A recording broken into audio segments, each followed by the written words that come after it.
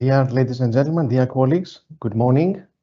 My name is Georgios Garofalakis. I work at EFSA, and I would like to welcome you in our online event where we will present to you the funding opportunities that we expect to have in 2026 and 2027. Before I start with the content of the session that we have for you today, I would like to go through some very practical information about the event that we will be having. First of all, if you can hear me and if you can see me, then you are connected to our audio and video stream. This is a one-way connection. You are connected to us in a listen-only mode.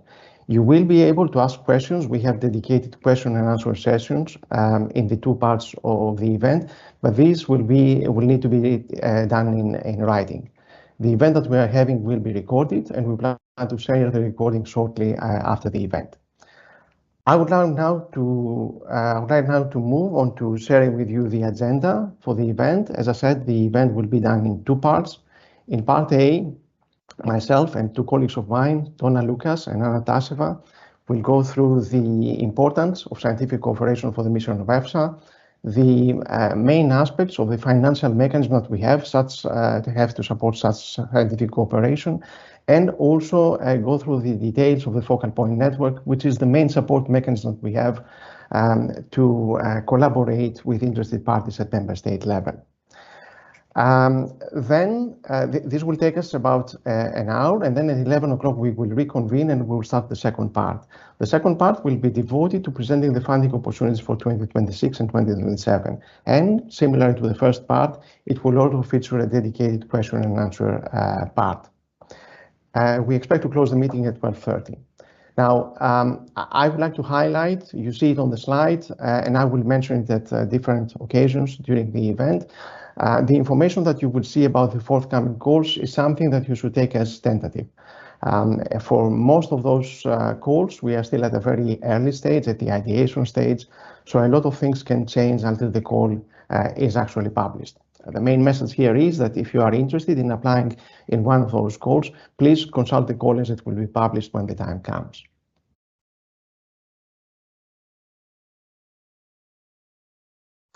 With that being said, I would like to say a few words about scientific cooperation and the importance in EFSA. As I said, my name is Georgios Garofalakis. I work in the Knowledge, Innovation and Partnership Management Unit of EFSA. I believe that you are all very familiar with what EFSA does and how EFSA works, but in a nutshell, you can see the way that we work on this slide. The initial point for the work that we do is the scientific questions that we receive from the risk managers. In the majority of cases, the question comes from the European Commission, but it's also possible to receive scientific questions from the European Parliament or one of the authorities in the member states. The scientific assessment, the scientific work to reply to that question comes from the appropriate scientific panel. EFSA has 11 such panels that all cover all the scientific domains that fall under the remit of EFSA, from plant health and nutrition, genetically modified organisms, pesticides and pesticide residues, to food enzymes, food additives, and so on. And on top of those 11 scientific panels, we have one important group in addition. We have the scientific committee that looks into aspects of methodology and the way that the methodologies are applied consistently throughout the 11 panels. The result of the scientific work, which is carried out in the panels, the adopted opinion of the scientific panel is what is published in the EFSA journal, which is what it is in essence, the EFSA scientific opinion. So this is a system that has served us well. This is a system which is thorough and has performed, as I said, well over the last many years. But we always want to challenge ourselves with one important question. Is the system that we have today going to be fit for purpose tomorrow? We see that the volume of requests that we are getting is increasing. We also see that the complexity of the question is increasing, and this is normal. This is something to be expected. There is new science that needs to be taken into consideration. There's new and more and diverse data that has to play a role in the evaluation that we do, the assessment that we do, and all those things makes the work that we have a bit more complex and a bit more difficult. So, are we going to be in a position to stay sufficiently responsive in the future? Is the system that we have today sustainable for the years to come? And in part, a reply to this question, to this fear, has already been given by the lawmaker. So the lawmaker has recently amended the founding regulation of EFSA to introduce several important things. Most of them focus on transparency and risk communication, but there's also one small and important thing that concerns scientific cooperation. The new founding regulation of EFSA clarifies that it is possible for the scientific panels to receive support in their work, in their assessment work, from competent organizations of the member states, Norway and Iceland. And this is important because, in essence, they extend the resources available to support their work. I mentioned the term competent organizations. It's also known as Article 36 organizations. These are organizations designated by the member states to help EFSA in its mission. I will not go into more detail on that, but I have provided the QR code on the top right side of the slide, where you can find more information about their role and the actual list of the Article 36 organizations as it is today. Together, of course, with this important change in the funding regulation, EFSA has benefited from increased resources, higher budget, available to support this scientific cooperation. This has led us to establish an ambition, if I can call it like that, to have partnerships, to have, if possible, long-term cooperation with competent organizations and others in the member states. The partnerships are, in essence, projects, instances of scientific cooperation that lead to tangible results, and they can tackle tasks that can be small or large. So small things like, for instance, collecting data, collating data, analyzing data, or even bigger things that can reach up to the level of drafting a scientific opinion. In this scheme, in this approach, the role of the scientific panel remains unchanged. The scientific panel remains the body which is responsible to review the evidence available, to consider whatever preparatory work has been done by EFSA or by partners external to EFSA, and when satisfied, adopt that as the scientific opinion of the panel, as the scientific opinion of EFSA, which, as I said before, is published and communicated to the requester. Together with this partnership ambition, as you suspect, we have more money available, and this graph helps us see exactly that. So if we would go back in time, before the transparency regulation modified, amended the founding regulation of EFSA, you can see that we had at hand an amount of about 7.5 million dedicated to scientific outsourcing. And this amount has increased 4 to nearly 5 times after 2021 and 2022. Today, we are in a position to be able to spend about 30 to 35 million euros per year in those scientific cooperation projects.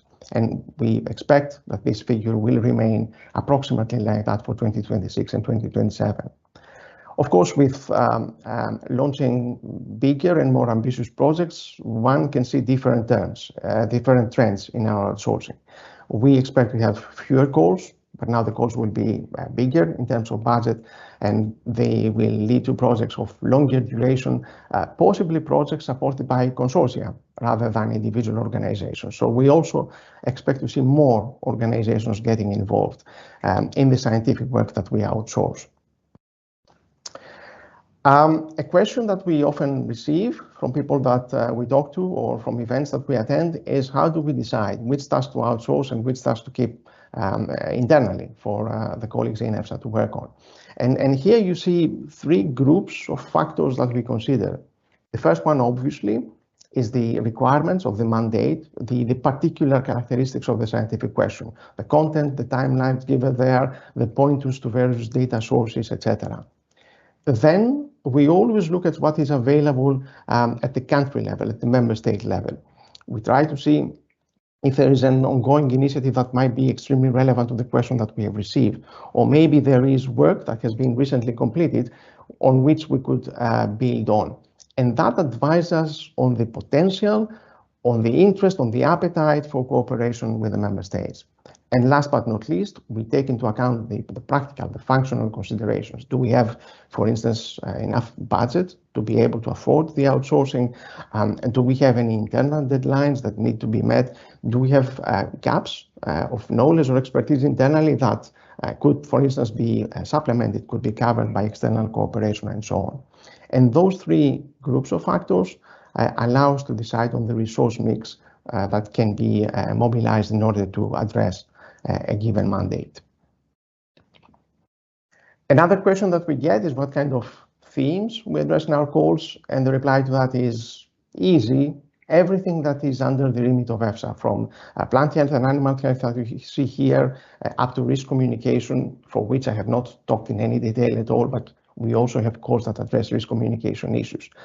Of course, given the fact that our budget is finite, we are not able to cover all those topics every year, but in a span of 3 or 4 years, most of the domains, they will see topics coming to surface. Another question that we get, and we actually got from several of you at the stage of registration, is whether EFSA's calls concern research, whether they allow research to take place. And the general answer to that is no. The calls of EFSA usually do not require, do not ask for research to be done. Often it's actually desk work or risk assessment, which does not need experiments. But I have to say that there have been exceptions. So there have been a handful of cases that we wanted to address data gaps, very specific data gaps, in which cases we have launched projects that asked for experiments, asked for data to be generated. To give you a practical example, I believe a couple of years ago we had a call on nitrosamines, which asked the interested parties to actually perform experiments and see the formation of nitrosamines in various food matrices. But this is the exception rather than the rule.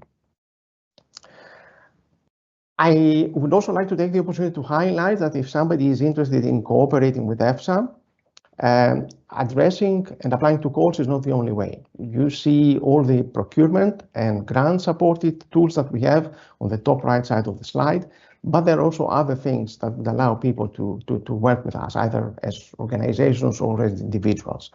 We have public consultations, a lot of public consultations actually, where your contribution is very much appreciated. It helps us produce outputs that are better in any possible aspect. Then we often have calls for data, also extremely important for the risk assessment work that we do. And then we have placement schemes like the guest scheme and the possibility for secondments. And although these two are addressing individuals, they can also be enablers for future cooperation at organizational level.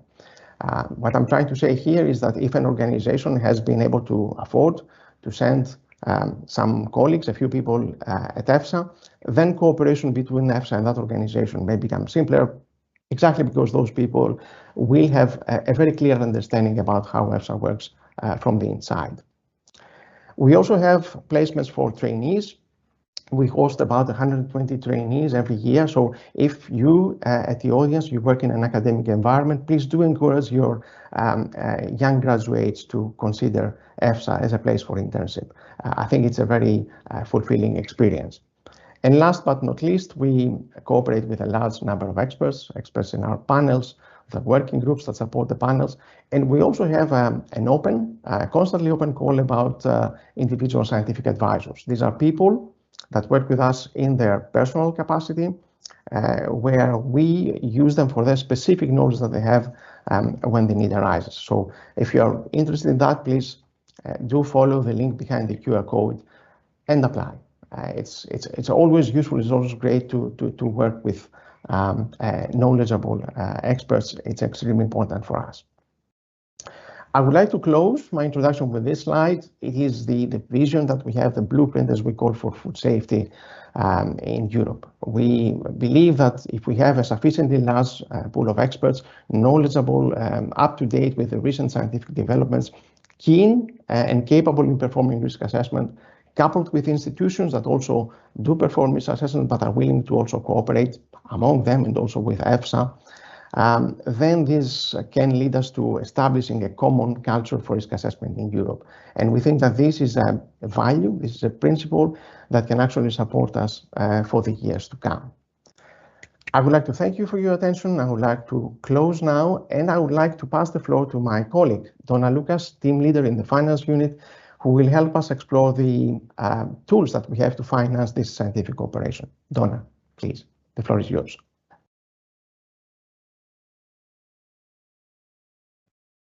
Thank you, Gorgias.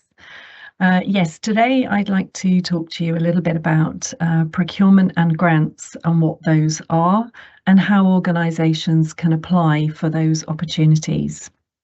Now, the bulk of EFSA's scientific cooperation occurs, as Georgios says, within the frame of grants and procurement.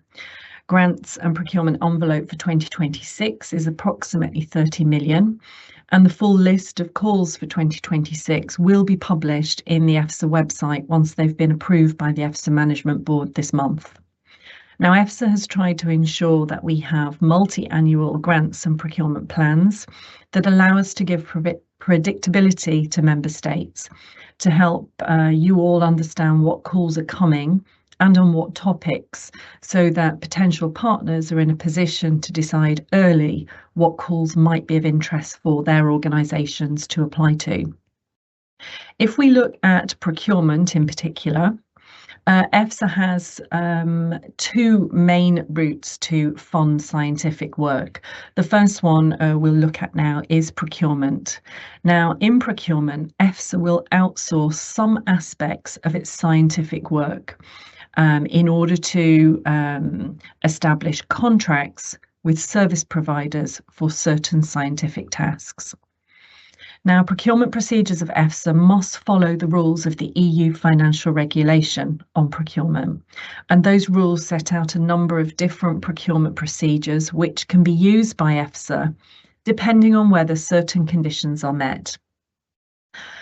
Procurement is for the purchase of services, goods and works, and only economic operators in the EU can apply, although for subcontracting some work, economic operators outside the EU, it is possible.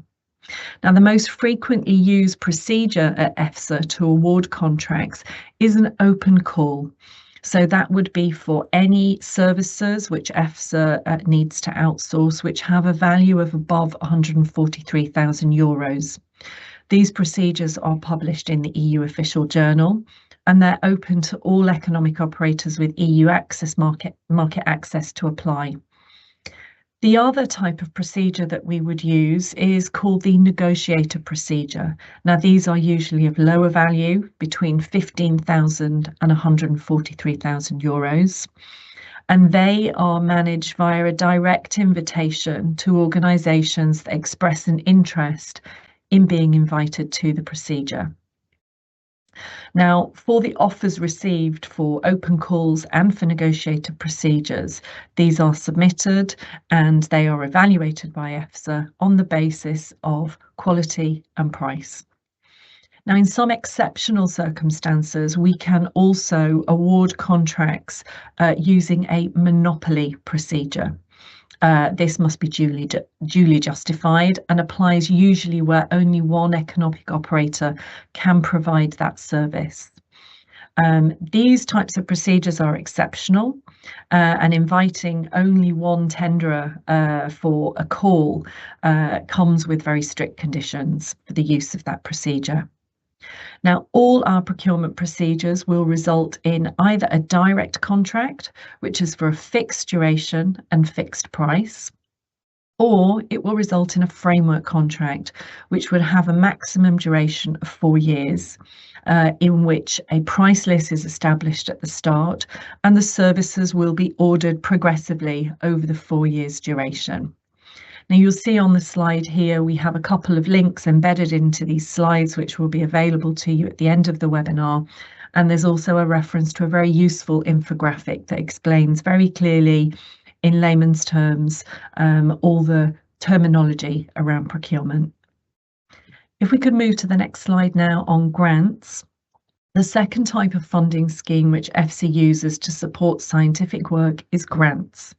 Now, grant procedures like procurement must also follow the rules of the EU Financial Regulation.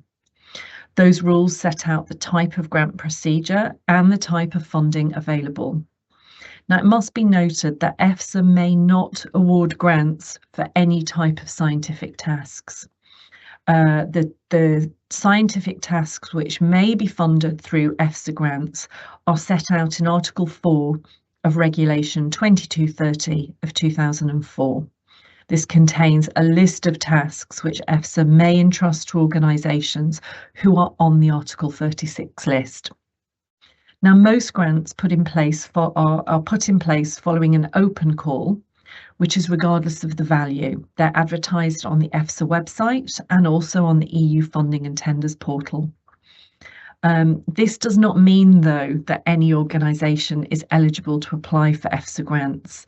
We'll give you more detail in a later slide on who can apply, but open grant calls are only open to organisations on the Article 36 list. Now, there are also some exceptional cases where EFSA may award a grant without a call, where there are specific circumstances where a particular type of body or organisation is needed to perform tasks due to their technical competence or designation by their national authority. Again, such monopoly grants, as we call them, come with strict conditions for the use of those types of procedure, which are dictated in the EU financial regulation. All grant procedures will result in either a direct grant agreement, which is for a fixed duration and fixed price, or in a framework partnership agreement, which would have a maximum duration of 4 years, and which the broad area of cooperation is defined, and specific agreements are then signed regularly under the FPA for the services to be provided. If we can move to the next slide, please. Now, EFSA has developed a short video animation to help explain the difference between procurement and grants, as well as highlighting the differences in the application process and what documents need to be provided. The link to this video is embedded within these slides. It's a video that's hosted on the EFSA YouTube channel. It's only just over 2 minutes, and it's very helpful in explaining to potential applicants the difference between the two outsourcing tools. We move to the next slide. We'll focus first of all on procurement. So who can apply to EFSA procurement calls? The procurement procedures of EFSA are open to all economic operators with access to the EU market, meaning that they are either based in an EU member state or they are based in a country which has signed bilateral agreements on access to public procurement procedures of the EU. Now, when applying the rules of access to the market, it's the country where the tenderer is established, which should be considered. Tenderers may apply alone to EFSA procurement procedures, or they may apply in a joint offer with consortium partners.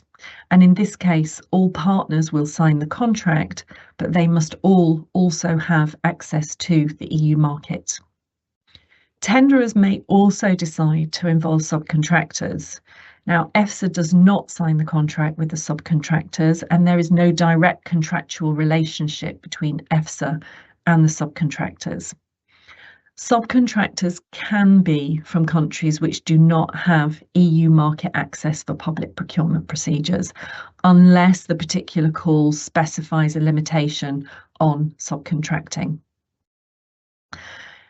If we look now at grants and who can apply to EFSA grants, EFSA's founding regulation requires that EFSA can award grants only to organisations designated by their member states for inclusion on the Article 36 list. Only these organisations, of which there are more than 300, may apply and be awarded EFSA grants. Now, these organisations must be based in one of the EU member states, or Norway or Iceland, which have special bilateral agreements in place. Applications from single Article 36 organisations to EFSA grants are possible, and it's also possible that applications come in from a consortium, as long as all members of the consortium are on the Article 36 list. Now, some calls may also require formation of obligatory consortium. In grants, subcontracting is possible, but only for non-core tasks to be performed under the grant agreement, and the type of task will be defined in the call. Subcontractors do not need to be on the Article 36 list. Now, in terms of finding consortium partners for grants, this can be facilitated through the national focal points, as well as through the use of the EU Funding and Tenders portal, where there's a specific functionality in the portal which will allow you to register interest in finding partners for a particular call. If we move on to the next slide, we'll look now at how to apply to procurement. Applying to EFSA procurement procedures is exclusively via the e-submission online tool, which can be found through the EU Funding and Tenders portal. The timescales to apply for a procurement procedure vary, and this is because there are some minimum timescales set in the law about the amount of time to allow for tenderers to submit an offer. For example, in an open call, the minimum time from publication to the deadline for submission of offers is 32 calendar days. Now, the evaluation of the offers received will be carried out by EFSA staff, and all tenderers, regardless of whether they're successful or not, will receive detailed feedback on their offer, including, in case of rejection, the reason why their offer was rejected. The evaluation criteria used by EFSA in procurement procedures are exclusion, selection, and quality award criteria. So what do we mean by that? At the level of the exclusion criteria, we look at whether an organisation has access to the market. If they're not based in the EU, that would be a reason for exclusion. Other examples for exclusion from procurement procedures could be a lack of clean judicial record on the part of the organisation, or non-payment of taxes and social security. When we look at selection criteria, here we are looking at the experience and professional capacity of the organisations which are submitting an offer. And finally, when we look at the quality, here we are assessing the quality of the technical offer, so how the tenderer proposes to perform the tasks which are requested, and we're also evaluating the price. Now, usually in procurement, the time from launching the call to actually signing the contract can vary, but it generally takes around 6 months. If we look now at grants and how to apply for grant calls, again, this is done exclusively via e-submission through the EU Funding and Tenders portal. In terms of timescales to apply for a grant call, this will vary from procedure to procedure, but there are no legal minimum deadlines set in the legislation like there are for procurement. But what we always try to consider when launching a grant call is to give organisations a reasonable amount of time to prepare their applications and potentially to find consortium to apply with them. Similarly to procurement, the evaluation of grant proposals is carried out by EFSA staff, and we will give a detailed feedback to all applicants whether or not their application is successful or not. In terms of the evaluation criteria that we use exclusion criteria, similar to those in procurement, but an added one would be for grants. You would be excluded if you're not on the Article 36 list. We also look at selection criteria, so the experience and qualifications of the organisation applying. And finally, we will look at the quality criteria, so how the applicant is explaining they will carry out the proposed project. For grants, we do not do an evaluation of the price.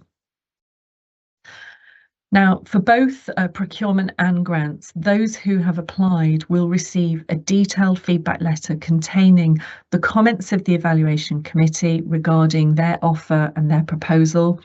And in procurement, it's also possible to receive details of, if you haven't been successful, details of the comments for the winning offer. So you can try to assess if your offer wasn't successful, why did the winner win, and understand better to help you for next time.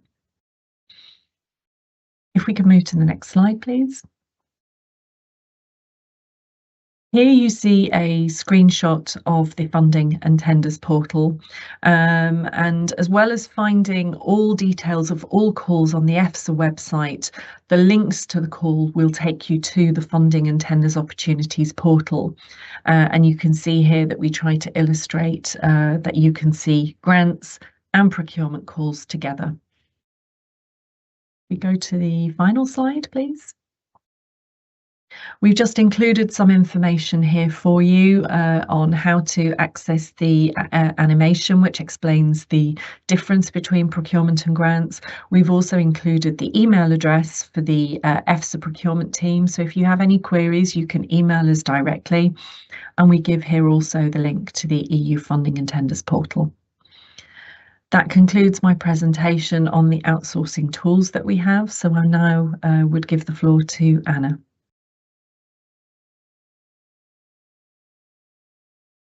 Yes, thank you so much, Donna. And now that we talked about the funding opportunities through procurement and grants, I would like to shift the attention towards the so-called focal points network. You already mentioned this network a couple of times, and basically it's a support mechanism for organization and interested parties on a member states level. And I'm going to give you more information about what type of support you can receive from your national focal point. Yes, so what is basically the focal point network? This is a long-standing EFSA network that was established in 2008. It consists of 27 EU member states, also representatives from Iceland and Norway, but also observers from Switzerland and the pre-accession countries.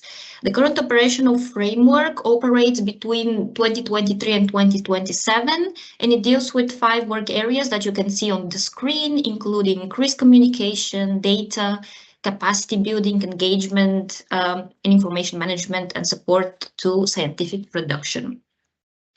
The focal points network have different types of activities, and here I have listed a couple of them. First and foremost, they act as connecting hubs among national actors, but also actors from other European member states and EFSA. Basically, they are the bridge between EFSA's works and mission and the work from the national level, also by promoting information exchange, capacity building, and outreach. Next to the connecting function, the focal points support EFSA's advisory forum, which is again a different EFSA, more strategic network that deals with risk assessment, risk communication.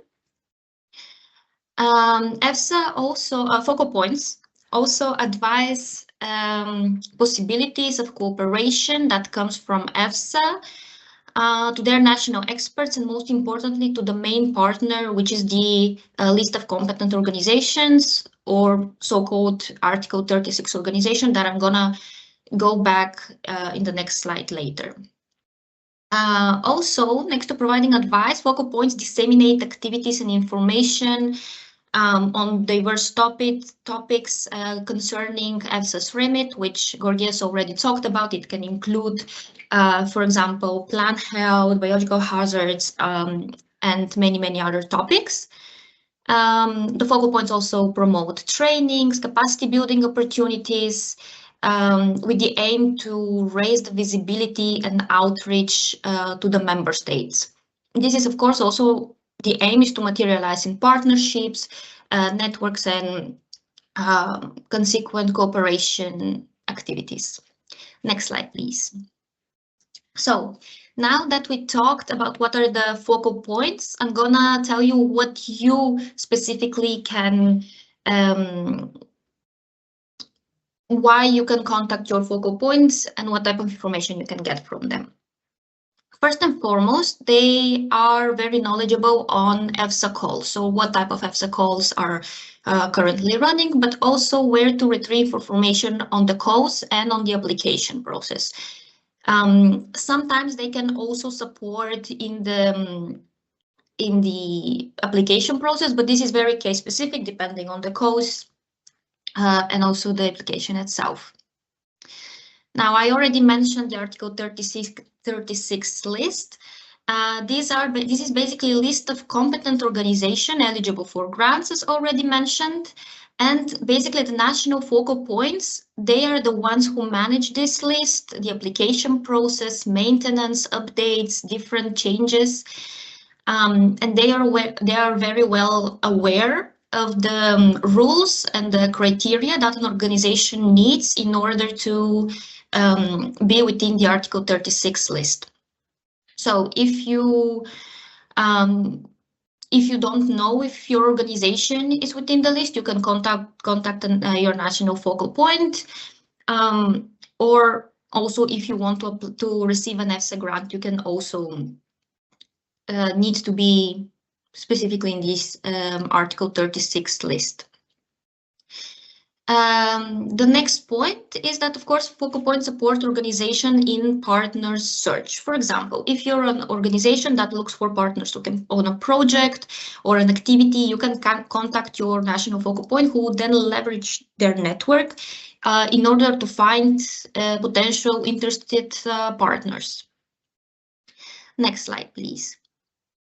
Yes, when it comes to dissemination, focal points disseminate activities and information. They can either do that directly to the Article 36 list, but also beyond. Sometimes, depending on the case, they can also do targeted disseminations to actors and individual experts that, for example, they already know or can be interested in a topic, for example, due to previous networking experience or communication. They can also organize dedicated events, in presentations, webinars, for example, to provide information on webinars, networking opportunities. But also you can check your focal point web page that most likely contain information translated into the national language. Finally, focal points also keep track and collect feedback on what went well and what basically not so well during the application process for calls for different types of application in order to improve processes.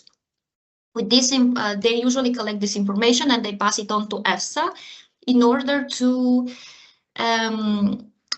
provide best practices, also to streamline processes in further applications and to improve the overall process. Apart from collecting this feedback, they of course collect ideas, proposals for cooperation, networking, and partnership opportunities. Can you click again? Yes. So I would stress here that if you're not in the Article 36 list, but you are interested in applying for an EFSA call, you should definitely contact your focal point in advance in order to see what is the criteria, the application process, so they can also initiate it in advance. And also, again, if you want to know if you are part of this list, you can also contact them in order to make sure that everything is in line, also your information is updated as an organization, etc. Next slide, please. Okay, so we talked what are the focal points, what they can do for you, and now where you can actually get more knowledge about the focal points.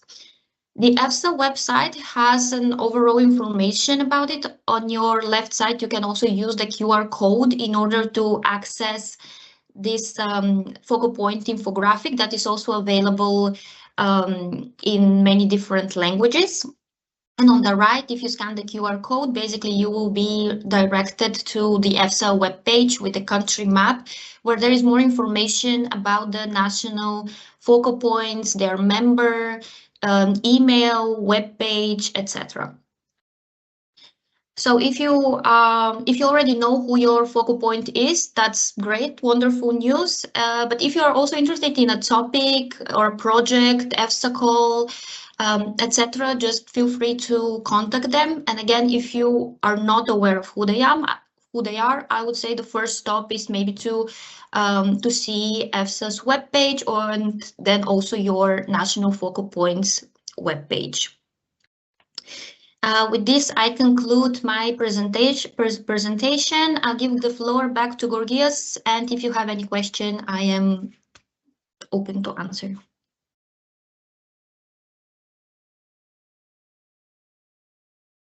Thank you very much, Anna, and thank you very much, Donna. Both of you, I think, very clear.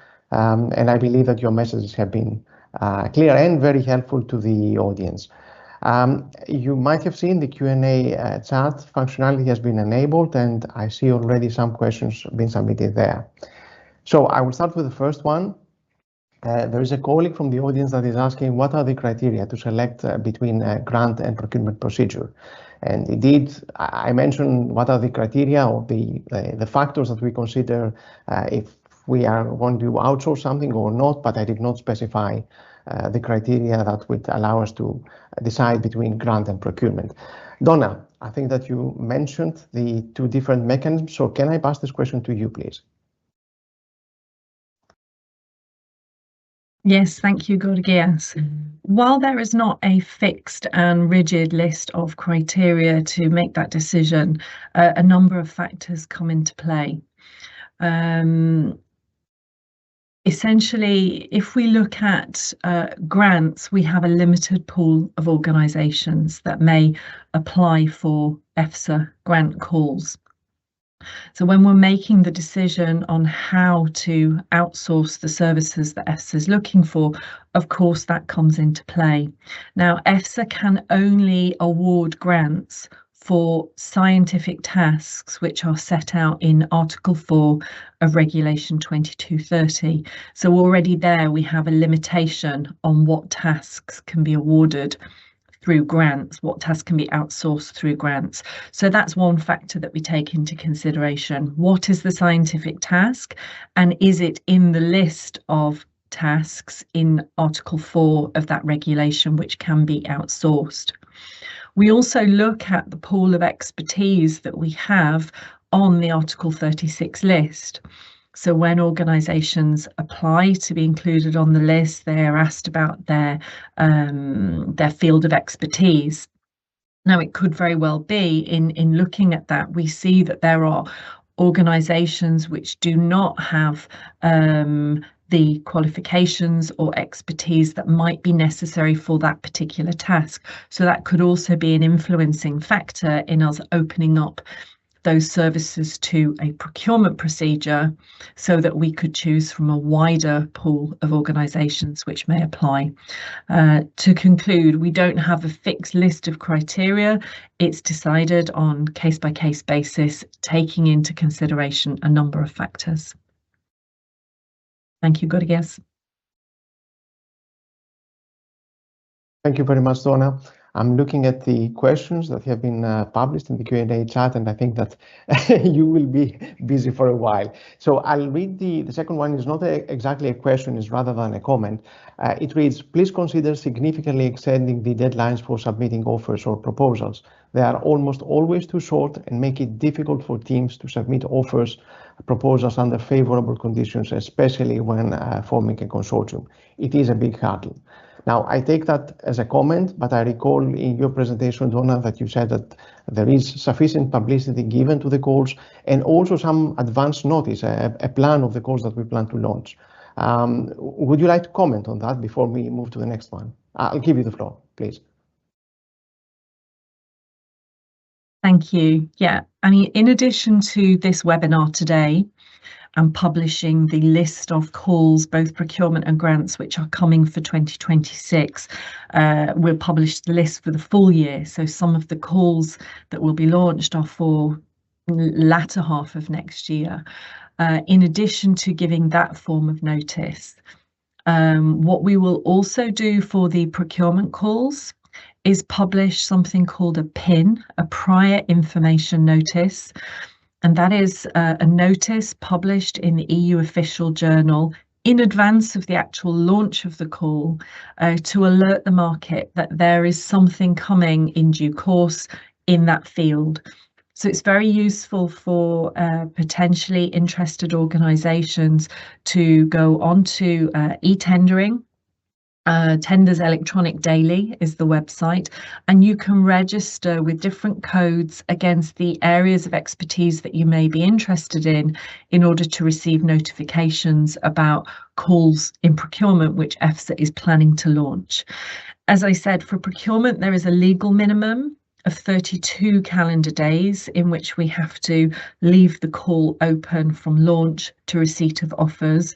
Very often we give much longer than the legal minimum, particularly with our science calls, because we know that you need to form consortium and it takes time to put together a quality offer. So where we can, we do try to give a much longer lead time for organisations to prepare their proposals in procurement. In grants, we always give the recommendation in-house to the counterparts that we have in the scientific units to allow as much time as possible for the formation of consortium and for the preparation of offers and the submission. So, but we take on board that comment that we could do better and that we could also allow longer. So we will try to do that. Good, yes.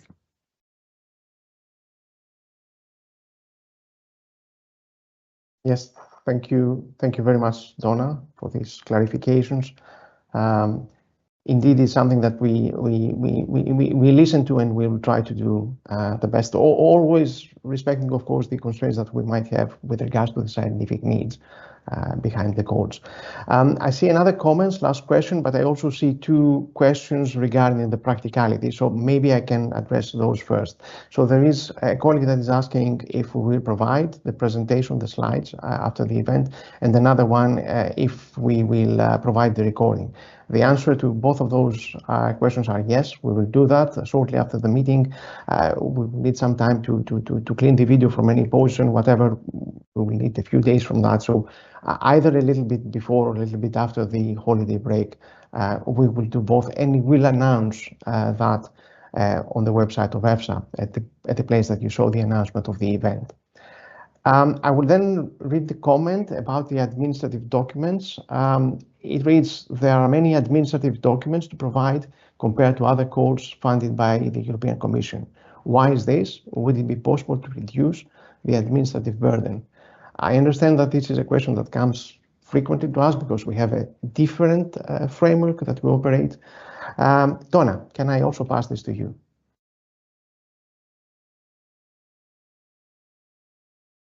Thank you, good. Yes.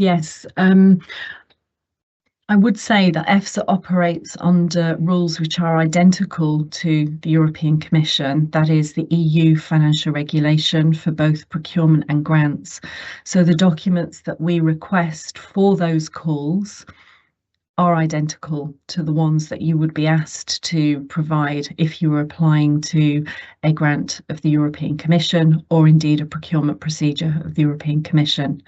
The only difference and the only additional document which EFSA asks organisations to provide is the declaration of interest.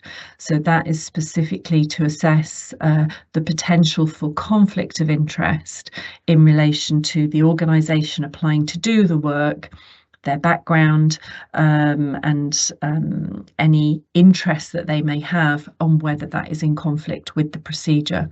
All the other administrative documents that we request, which is legal entity forms, bank account forms, are identical to those which are requested in other calls of other agencies, other EU agencies, and also of the European Commission. The difference is the declaration of interest form, which EFSA requests as additional. Good guess? Yes, thank you very much, Donna. I will now, I see that the time is a little bit pressing us, but I will move to the following question. Maybe we can take 2 or 3 more. So the next question reads, is the list of Article 36 organizations updated? Are removals of organizations posted? I can take that. The list of Article 36 organizations is public. It is published in the official journal of the European Union, but also it's published on the website of EFSA. So before, in my presentation, I had a QR code that was taking you to the site that we describe, what the competent organizations are, and there is a link that will take you to the list, which actually you can filter it by country or by domain. So the list is kept up to date. We update the list, I believe, 4 times a year because there is an assessment, there is an evaluation, application and evaluation process behind that. So the list that you will find there is the list that is valid at all times. There's no separate list about removals, so one needs to consult that about the organizations that are actually in the list at any given time. I see another question. I will read it. I believe it is for the focal point, so maybe Anna could help. It reads, can my national focal point be contacted for helping us to find suitable calls and to form the consortium? I believe that you have touched upon that in your presentation, Anna. Can you reply, please? The floor is yours. Yes, thank you for the question. As I already mentioned, the focal points are well aware of the EFSA calls that are currently running. So in case you are interested in a particular topic on a call, you can contact them for information, both regarding the call, but also regarding the application process. And for the second part of the question, yes, they can help you form a consortium with, you just have to provide them information, for example, how many partners are you looking for, or like specifics, and they will then disseminate this information to other relevant parties who, in case are interested to join the call, will basically reach either the focal points or you directly. That's now in terms of how you and the focal points have discussed to continue with. But the short answer is yes, you can contact your national focal point regarding this matter.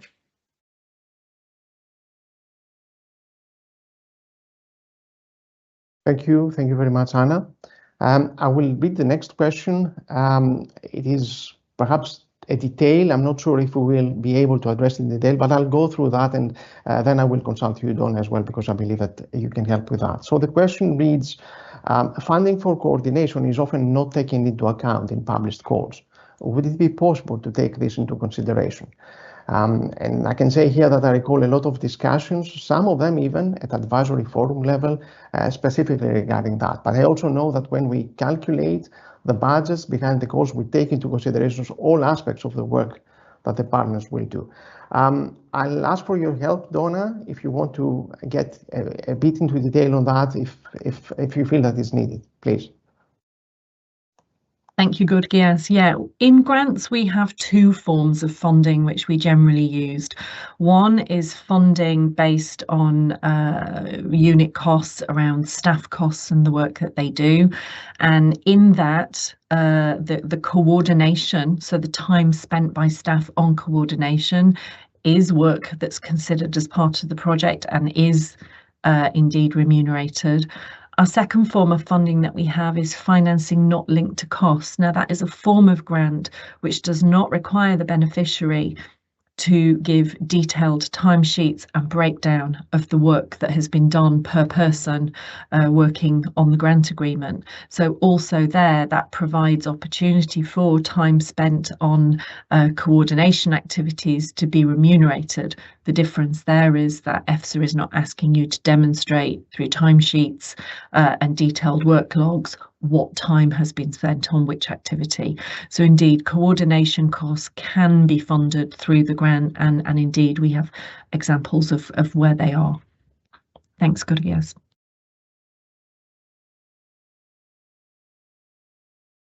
Thank you, Donna. And I see that we are on time for a very short break. So thank you very much. Thank you very much, Donna. Thank you very much, Anna. Thank you all for listening to us and for asking us questions. We will now pause for something like 5 minutes, and then we will reconvene at 11 o'clock after this short break to continue with the second part of the info session of our online event, which will look into the calls that we plan to launch in 2026 and 2027. So see you all in about 5 minutes. Thank you.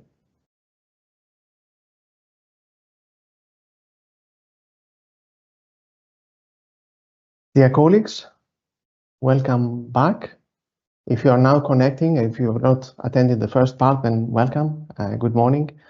My name is Georgios Garoufalakis, as I said in the first part, and we are now going to focus on the second part, which is on the envisaged funding opportunities that we have for 2026 and 2027. And you see on the slide that I am together with many colleagues from many different units in EFSA that will help me into presenting this part. You see perhaps a lot of unit names. These are the acronyms, and I will try to go through those and perhaps provide a little bit of context. So in this session, we have Cristina Alonso-Anticoberri from the Engagement and External Relations Unit. We have several colleagues from the Integrated Data Unit, iData, Giovanni Iacono, Andrea Lopez, and Sofia Ioannidou. We have two colleagues from the Methodology and Scientific Support Unit, Sala Levorato and Bruno Desjardins. Two colleagues from the Chief Scientist Office, Konstantinos Paraskevopoulos and Estefania Noriega Fernandez. We have Eleonora Sarno from the Biological Hazards, Animal Health and Animal Welfare Unit. We have Andrea Majorano, Sibren Vos from the Environment, Plants and Ecotoxicology Unit. And last but not least, we have my colleague in the No Unit, Milan Georgiev. And with the help of those colleagues, we will go through the forward program, of course, that we have for 2026 and 2027. For those of you that have joined us now, again, a repetition of the practical information. You are connected to a one-way audiovisual stream, so you can see us and listen to us, but you cannot speak. You will still be able to submit questions. We have a dedicated question and answer session towards the end of this slot, so after the presentations from the colleagues are done. The event is being recorded, and we plan to publish the recording shortly after the event, together with the slides that we will be presenting. And after the end of the event, we will circulate a survey, but I will talk about that towards the end of the event.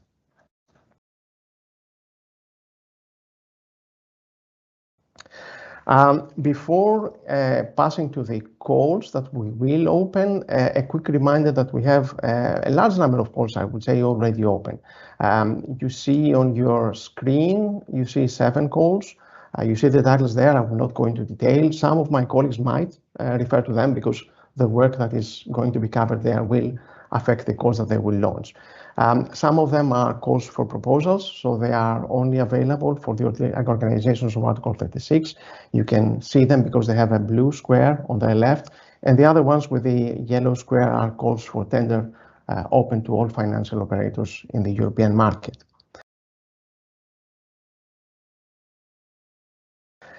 And with that, I would like to pass to the first call that we will be launching. It's a call in the area of food additives and flavorings, and the intention of the call is to provide support to EFSA in the risk assessment of food additives and flavorings. It is a call that will lead to a framework partnership agreement supported by a consortium of Article 36 organizations. It will have a duration of 4 years and a budget of approximately 300,000 euros. We plan to launch this call in the third quarter of 2026.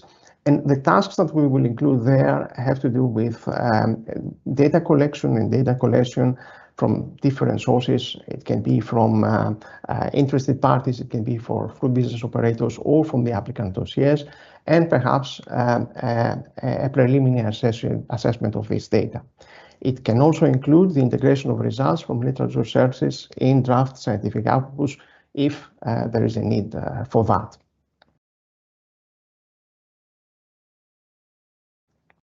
Moving on to the second call in a different domain, still in the frame of the regulated products on genetically modified organisms. This call will be about the preparatory support on bioinformatics for the evaluation of GMO dossiers. It is a call that will lead to a framework contract with a duration of 4 years, a budget that we now estimate to about 320,000 euros.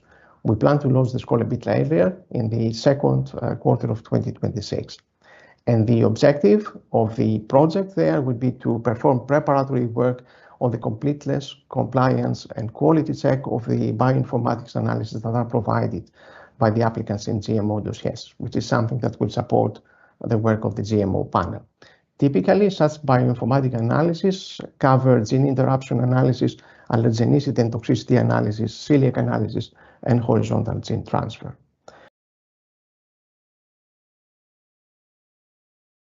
And with that, I would like to pass the floor now to my colleague Cristina from NREL, who will talk to us about our fellowship scheme, EU Fora. Cristina, please. Thank you, Gorgia. Indeed, this year I would like to present 2 calls that are now ongoing. The first one is the one on the slide, is a call for procurement for developing, organizing, and delivering the training activities under the EFSA European Food Risk Assessment Fellowship Program, EU4, the deadline of which is 22nd of January. The EU4 Fellowship Program is a one-year fellowship where fellows follow a work program on risk assessment offered by a hosting site. This 12-month experience is complemented by 7 weeks of classroom training. With this procurement, we aim to identify a contractor responsible for the development, organization, and delivery of these training activities under EU4. They will be asked, indeed, to ensure first that the participants acquire a solid knowledge of the topics indicated in the Annex 4 of the tender specifications, so they need to provide the training. But also they will need to ensure a smooth running and organization of all aspects, including organizational and logistical aspects of the training events in the period leading up to each event, during the event, and after the event. The call was launched in October this year. As I said, the deadline is 22nd January. The estimated envelope is 1.6 million for a 4-year framework contract. And as I said, the call is still open. So please, next slide. Because this is complemented by our regular annual call for proposals for the selection of hosting sites and fellows for the EU4 program, the deadline of which is 26 February. With this, we intend to select 15 hosting sites and fellows for the EU4 program 26-27, starting in September 26.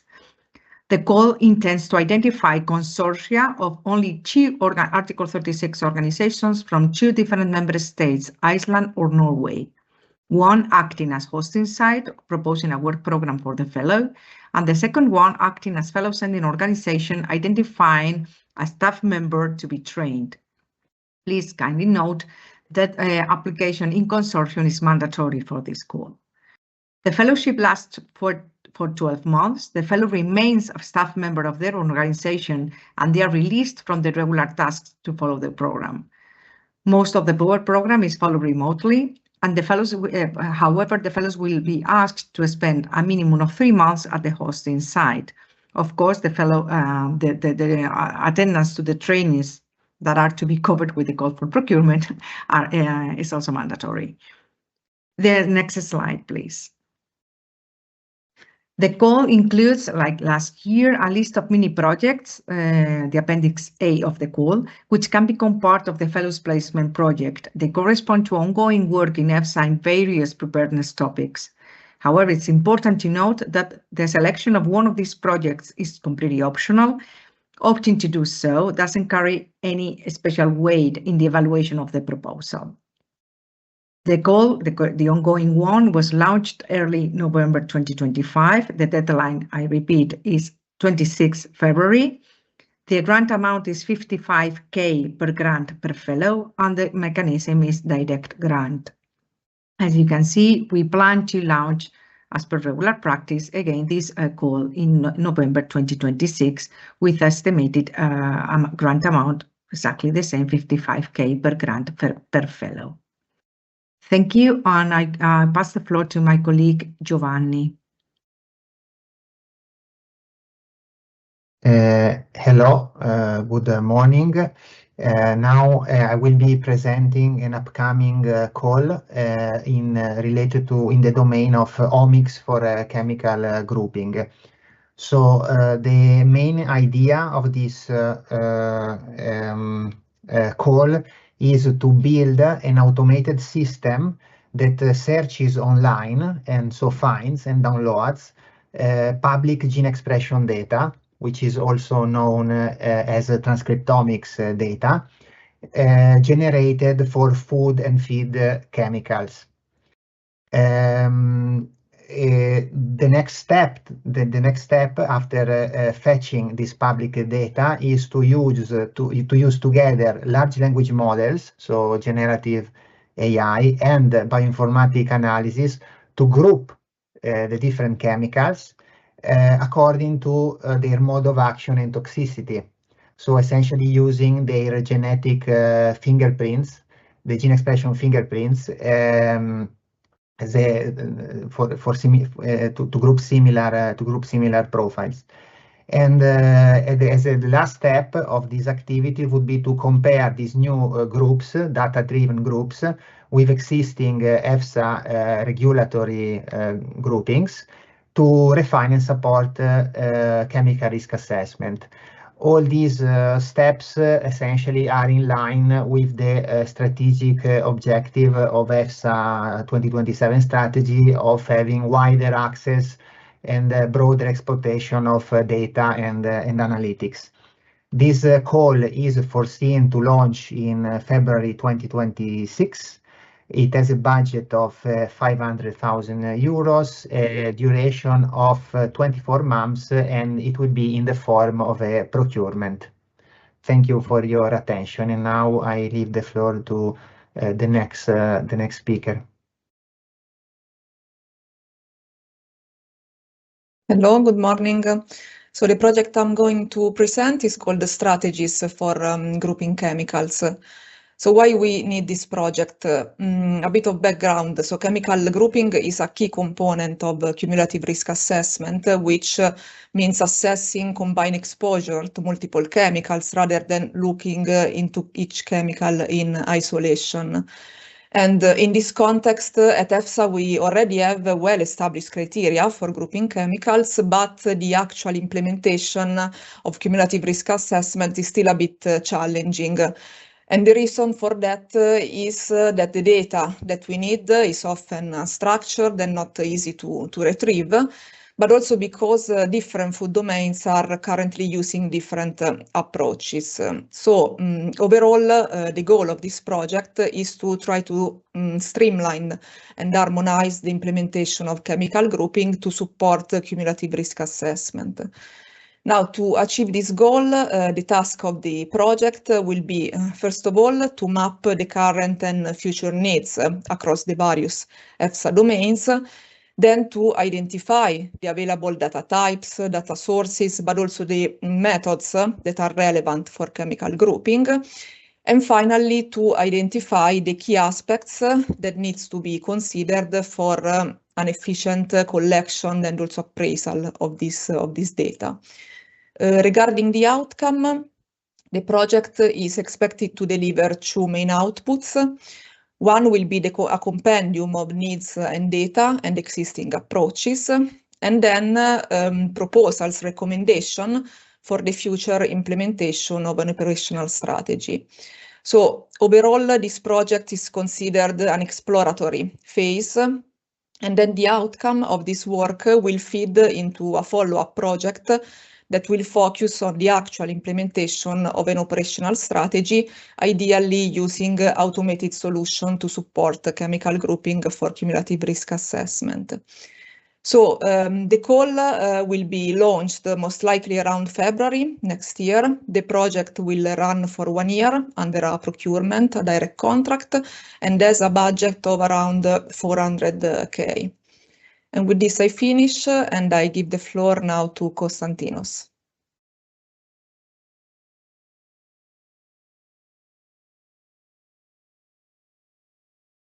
Thank you very much. Thank you. So good morning from my side. I hope you can hear me well.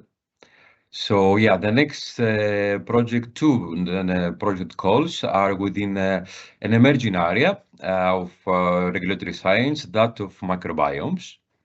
So actually EFSA is exploring the incorporation of such data, microbiome-related data and methods in its safety assessments through two complementary angles. If you please click, thank you. Okay, the first one is on microbiome-based products that are actually being developed as we speak and may soon enter the market. These products are complex microbial communities for which current safety assessment methods will not be sufficient for their comprehensive evaluation. The second, please, another click, thank you. The second angle is the need to understand how chemicals present in the agri-food systems, such as food additives or contaminants and so on, may affect the gut microbiome and what this would mean for human and animal health. The key challenge in this case is how to establish when microbiome changes actually do constitute adverse health effects. So guided by a couple of strategic exercises that EFSA completed last year, we will be funding 2 projects next year to address some, not all, of the identified knowledge gaps. Next slide, please. Thank you. So here is the first call. So this project aims to develop fit-for-purpose metagenomic protocols and analytical frameworks for assessing complex microbial mixtures developed as and intended as microbiome-based regulated products.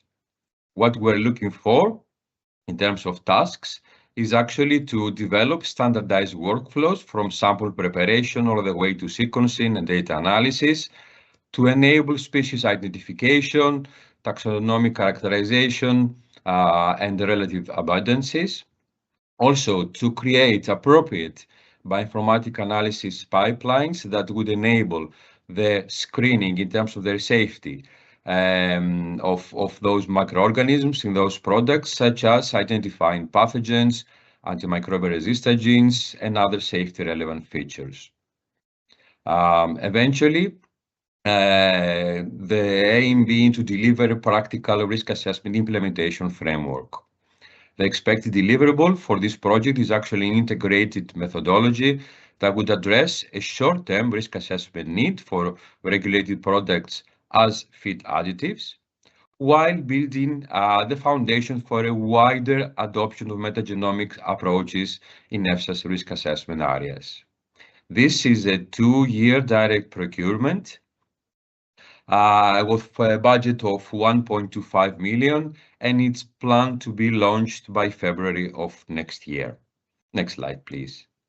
Okay, thank you. So the second project will tackle the second angle that I described in my first slide, and it aims to explore how to use suitable biomarkers to evaluate the effects on the microbiome and on the host upon exposure to chemicals such as food additives and contaminants that I mentioned earlier. It is actually structured in 2 distinct phases. Phase 1 being a systematic meta-analysis evaluating potential biomarkers according to what we know from the available literature. Also evaluating what in vitro models would be fit for purpose for those biomarkers, as well as exploring which analytical methods would be the best to use. This phase, the end result, hopefully will be a list of prioritized biomarkers combined with appropriate in vitro models, and together with the recommendations for experimental strategies for phase 2. And phase 2, in fact, then will be the experimental part of the project, which will be actually a follow-up project, aiming to test those prioritized biomarker in vitro model combinations using selected chemicals and to generate preliminary risk assessment data. With regards to the expected outcome, that is to deliver foundational methodological elements, not really a complete framework, but rather I would say the first building blocks that EFSA would then take and use to start integrating microbiome data in risk assessment for this purpose. This will be a framework contract, and phase 1 will have a budget of 0.3 million, so 300,000, with phase 2 as the follow-up project with a budget of 1 million. Phase 1 is planned to last for 1 year, whereas phase 2 will be for 2 years, and launching this call is also planned for the Q1 of 26. And that completes what I would like to tell you on the area of microbiomes. I would like now to pass the floor to my colleague Stefania. Thanks for your attention.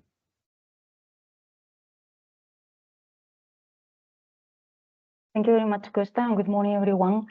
Let me briefly introduce an upcoming call on allergenicity risk assessment, which is a relevant cross-cutting issue for all the EFSA scientific panels dealing with proteins, particularly as regulated products, in order to ensure that food is safe for consumption and doesn't contribute to the rising burden of food allergies, and eventually to keep up with the rapid pace of food innovation.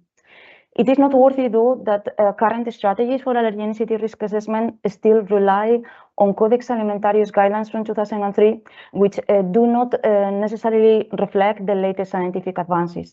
In addition, EFSA has invested significant efforts to advance allergenicity risk assessment, and such in-house experience gained through several developmental projects, together with recent scientific advances, call for a revision of allergenicity risk assessment methodologies.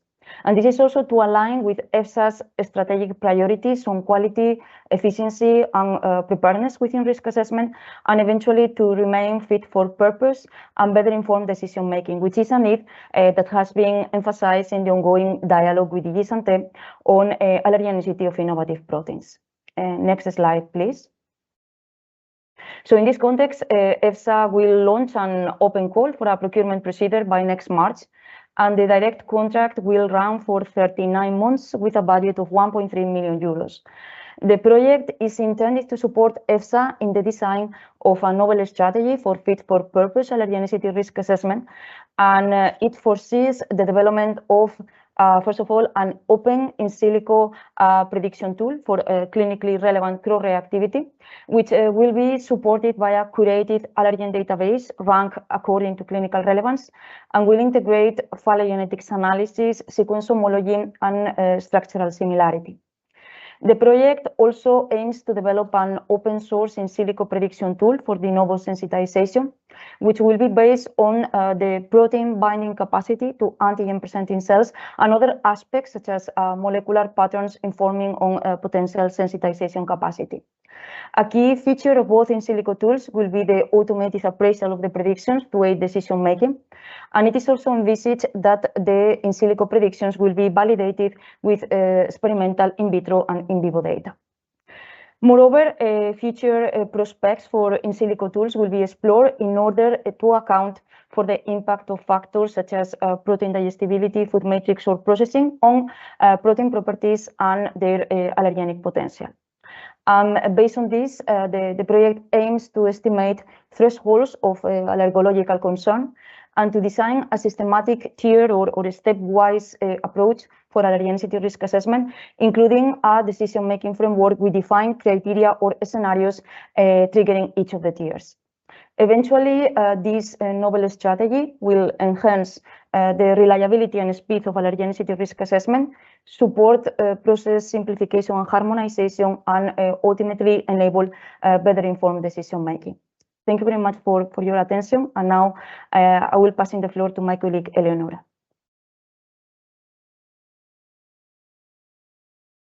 So thank you very much for the floor. And now within the domain of the biological hazards, this call aimed at identifying a consortium to support our unit in the evaluation of the applications we receive. So this means to support us in the risk assessment of alternative methods for the use or the disposal of animal byproducts and the derived products. So the call is expected to be launched in late 2026, and the consortium should provide support in the production of the assessment by preparing a draft of the scientific opinion in coordination and in agreement, of course, with our unit, and to revise it later on, assessing the application and the ability of the alternative method to reduce the biological hazards in an equivalent manner to the methods that is already approved by the legislation. Drafting also the opinion, which means the specific sections such as the hazard identification, so dealing with the identification of the biological hazards for human and for animal health, and the section on the hazard plan, which is the flow diagram, as well the section on the interdependent process that refers to the risks that are associated to the interdependent process, so the transport and the storage of the end products and the byproducts, as well as the safe disposal of the bioproducts. And finally, the end use of products, so the risk associated with the intended use of the products.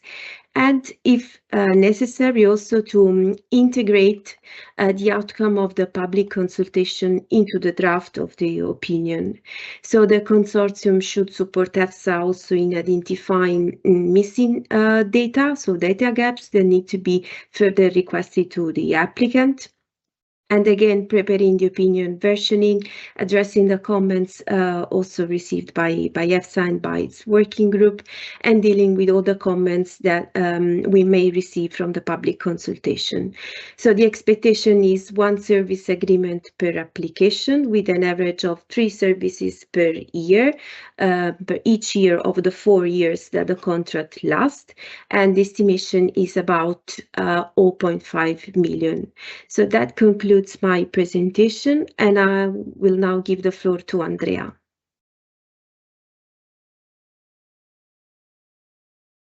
Hello, good morning. I'm Andrea Majorano from the plant unit, and in my unit I'm in a team related to plant health risk assessment. So in the context of this activity of pest risk assessment, one of the main important part of pest risk assessment is the analysis of climate suitability.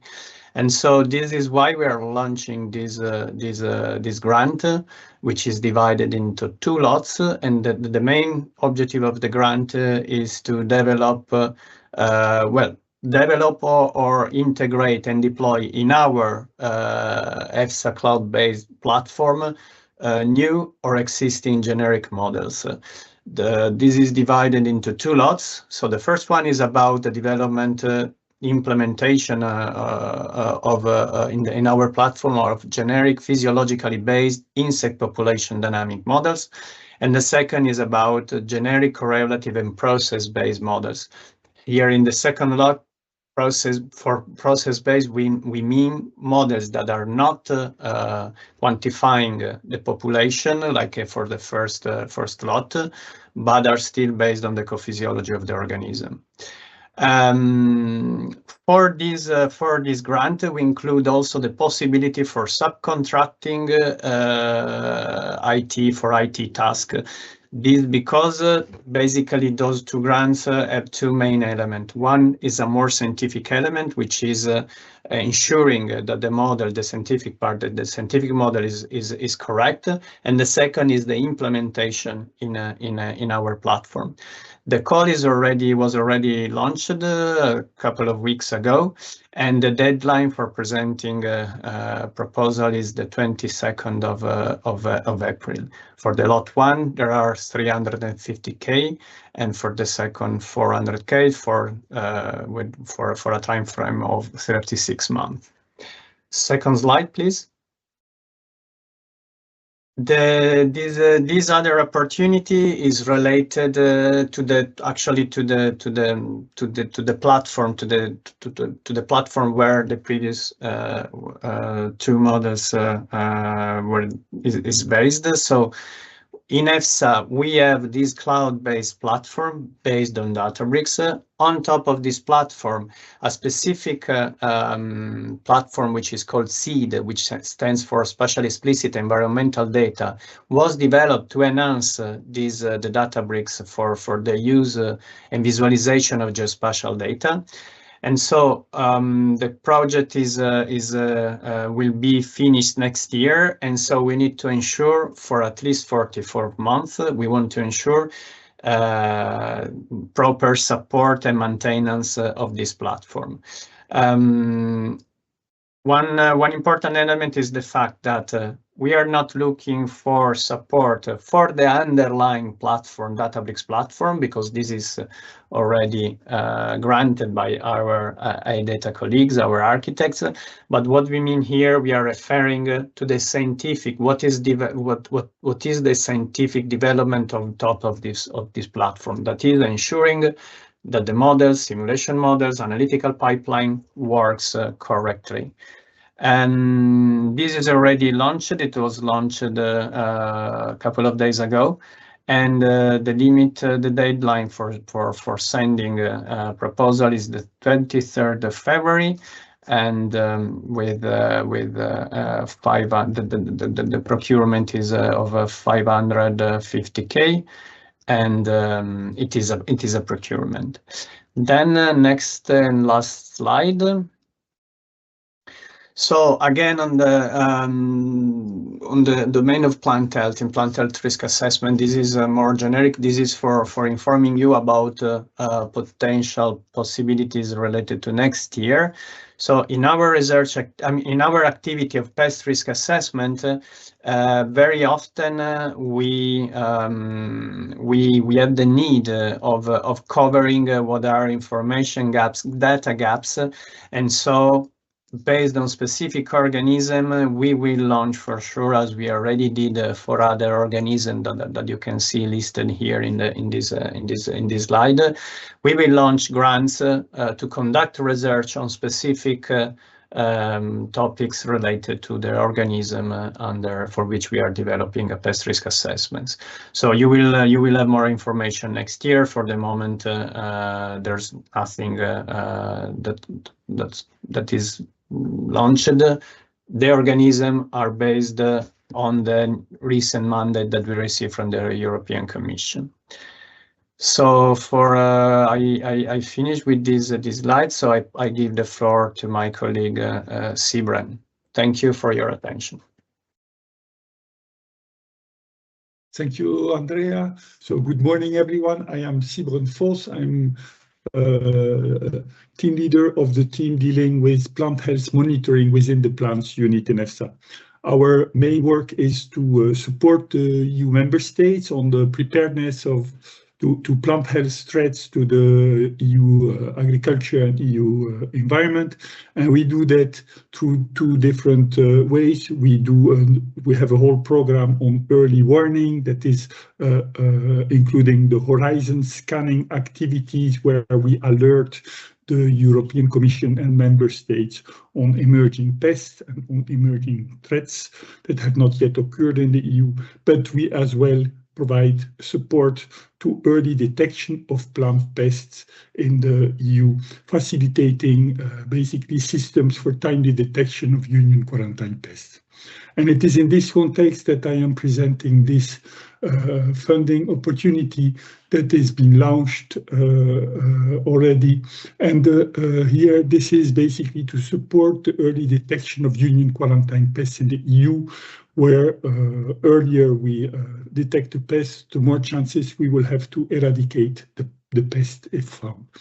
And the effective surveillance relies on the availability of the performing detection methods and on the availability of data on the spatial distribution of host plants. So this tender in particular addresses 3 lots. The first one that deals with the characterization of trapping methods for the detection of insect pests. A big majority of the union quarantine pests are insect pests, therefore it is a very important detection method. This is over a duration of 4 years with 750,000 euros available for doing this work. There is a second lot where we want to explore further the use of eDNA analysis, environmental DNA analysis, to support early detection as a sort of a pre-detection method and for reinforcing surveillance of plant pests. This is an activity that will take 4 years with a budget of 350,000 euros.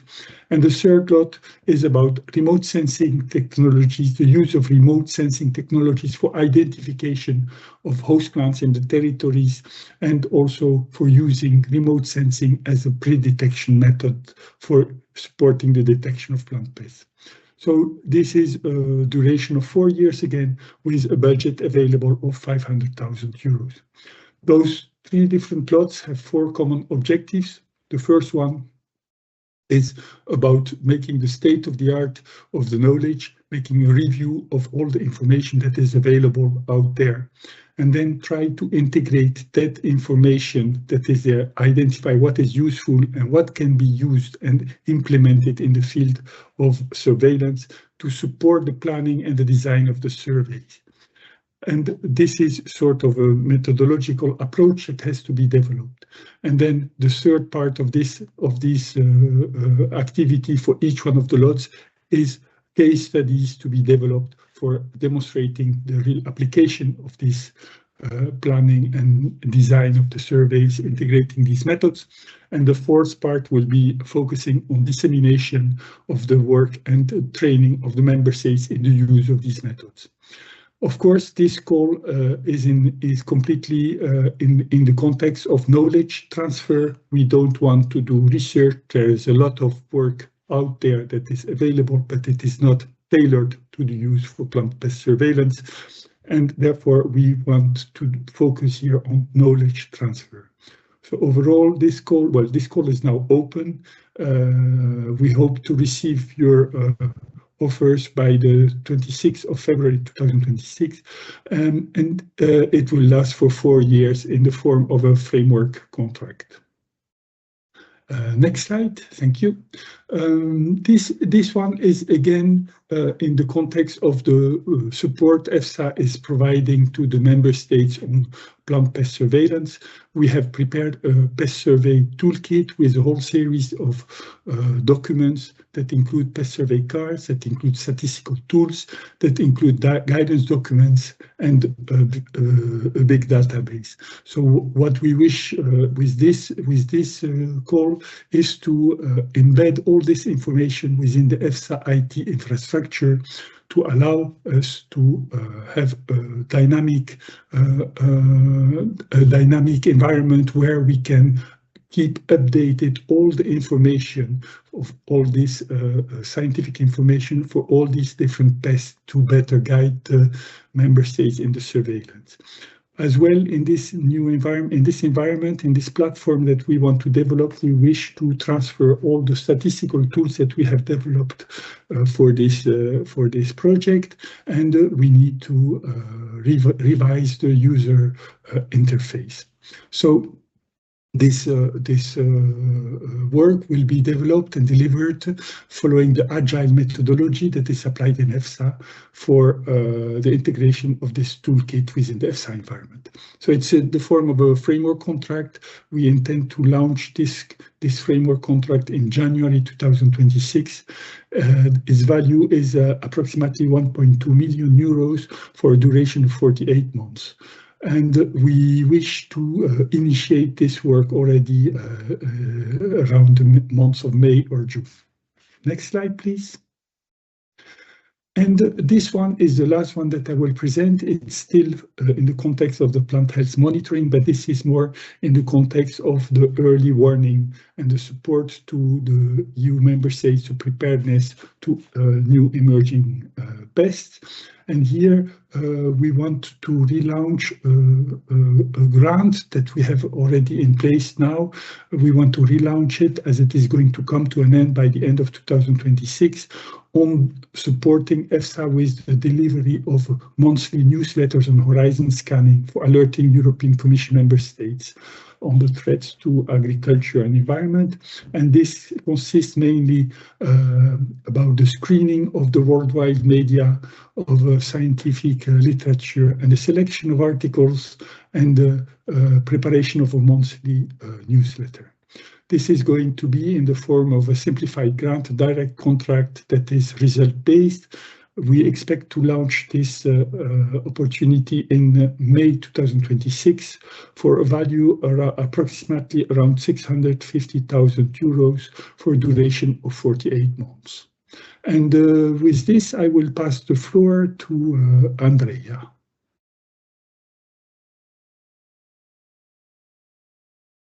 Thank you very much. I am Andrea Lopes and I work in iData. and I will present now the food composition data domain. And we are currently developing an open access European food composition database, which aims to provide harmonized nutrient data in a wide variety of foods from multiple EU member states. And to ensure this long-term maintenance and continuous improvement after the project ends, we anticipate launching a call to support regular updates, integration of new data, and methodological enhancements. So in parallel, we must focus on identifying and filling of data gaps, making sure that the database is as complete, representative, and consistent as possible across the different food categories and countries. Another essential part of the process is the quality assurance and standardization of the food composition data sets. And this includes validating the data, harmonizing inputs from different sources, and ensuring full alignment with EU and EFSA methodological standards. Importantly, proper documentation plays a central role here.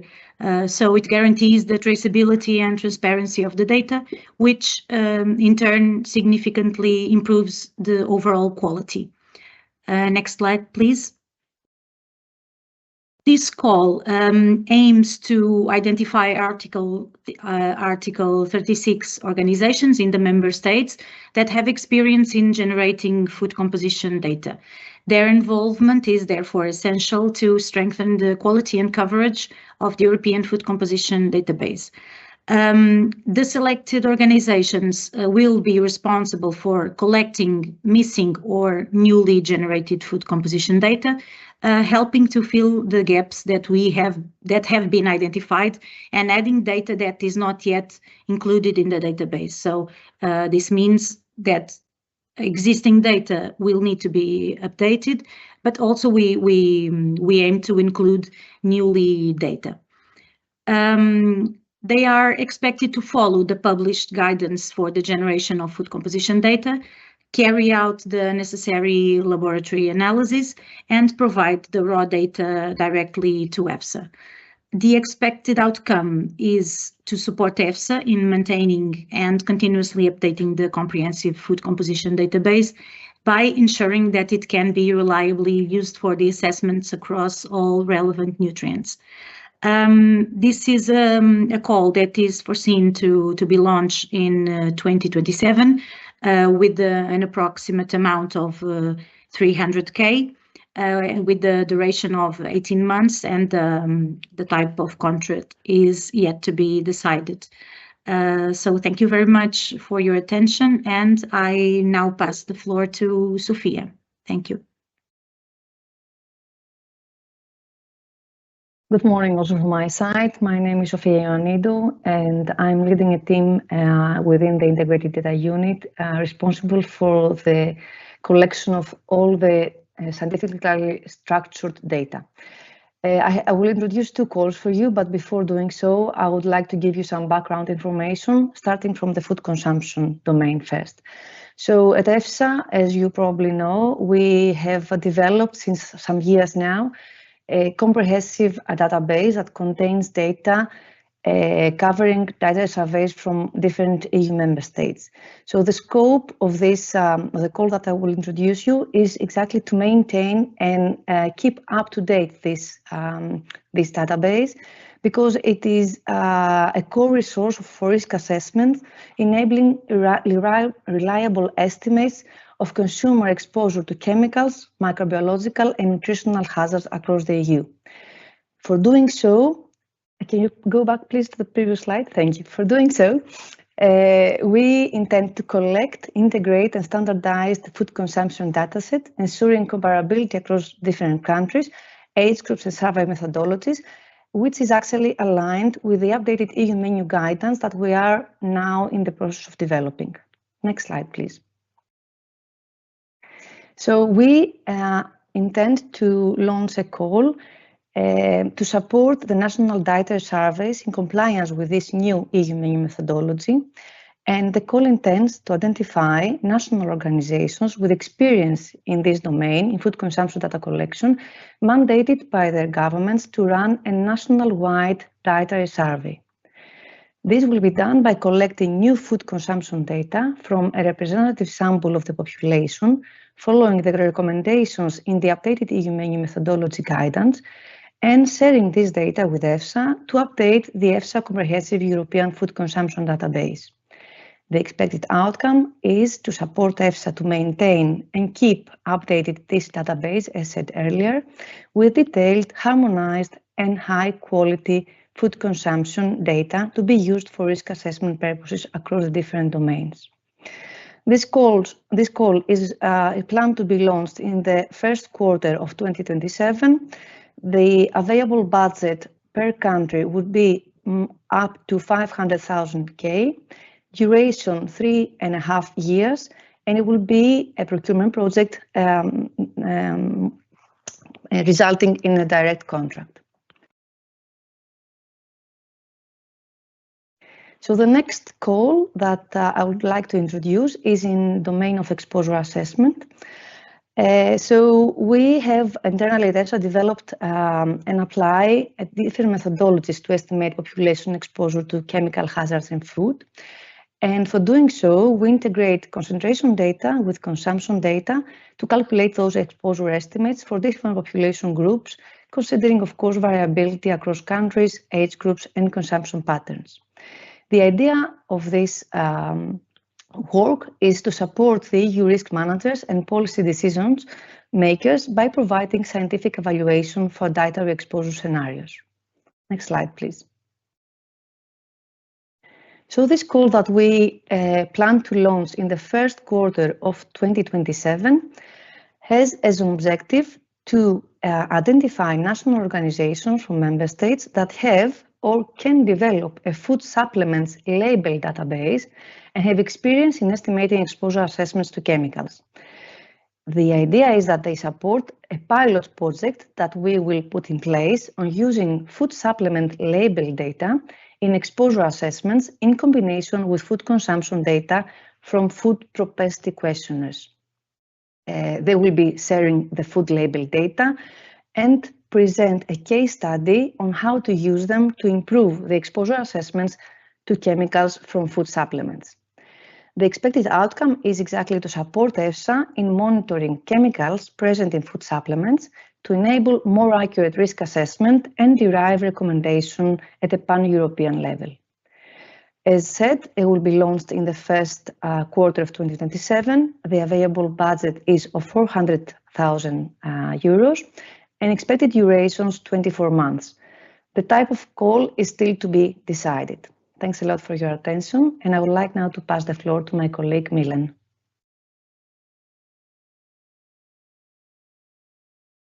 Morning. Good morning.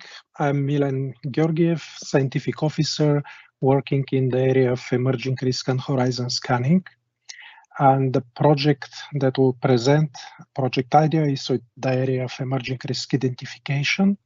As you are aware, the European food supplement market is expanding along with the questions and signals that we receive, particularly related to botanicals related to the supplements. You are also aware that EFSA Compendium on Botanicals, published 2023 and updated in the recent years, contain quite a lot of detailed information about plants and substances. And current project, it's starting on the base of already running focal point tailor-made activities and will benefit and build directly on such international consortium work arranged via tailor-made activities of focal point on food supplements, which is running until May 2026. And in that initiative, group of countries on the consortium, quite large group of countries, I'm sure you are aware, it's reviewing EFSA Compendium on Botanicals to develop a priority list of plants of substances which could be investigated with more specificity for eventual emerging risk identification. Our aim is to investigate in more detail examples of such food supplements containing plants of concern. And the strategy is in 3 key pillars. including data harvesting, querying national supplement database, potentially e-commerce platforms, and extracting details on involved plants and also information about the involved manufacturing process, where we can refine with information through contacting directly food business operation for composition information to understand better content estimation of particular supplements. And the third part is to have laboratory composition analysis, which is a conditional perspective, which depends on number of factors, including budget, and may verify actual concentration of substances, metabolites in supplements.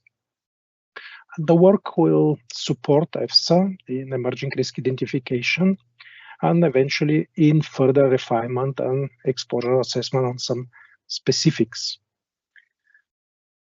What is the logistic of suggested project? To start in the first quarter of 2026, likely March, for a duration of 24 months and budget to 200K. And the contract formatting, the exact contract formatting is still to be discussed, as that depends also on the element of laboratory analysis, whether that will be brought and in what format. And you should expect to see on the web March 2026 the call for that project. Thank you. And pass the floor now to Bruno. Yes, thank you, Mylène. So my name is Bruno Dujardin, and I am team leader in the methodology and scientific support unit, and I'm leading the analysis team. So we perform a lot of statistical analysis, we execute exposure assessments, etc. And I would like to present now to you our planned initiative on the use of human biomonitoring data at EFSA. So as some of you may be aware, over the last years, there has been a lot of advancements in the generation of human biomonitoring data. This has happened under different research frameworks, such as the Human Biomonitoring for EU, and more recently also the PARC initiative. And we can clearly see that there is a growing interest, both from a scientific and from a regulatory perspective, to integrate those data into chemical risk assessment processes across the EU. Now, the goal this goal actually has now also been incorporated in the One Substance, One Assessment legal package, which was recently approved by the European Parliament and the European Council, and where it is stipulated that EFSA and ECHA, in close collaboration with the European Environment Agency, will commission the first pan-European human biomonitoring study. The problem, however, is that EFSA's experience using human biomonitoring data is still quite limited. So before initiating such a pan-European study, we really need to better understand how such data can actually be used within EFSA's risk assessment processes. Therefore, the objective of this project is to develop a comprehensive strategy for integrating human biomonitoring data into our processes, where the idea of the project is really to focus on, let's say, a few key aspects.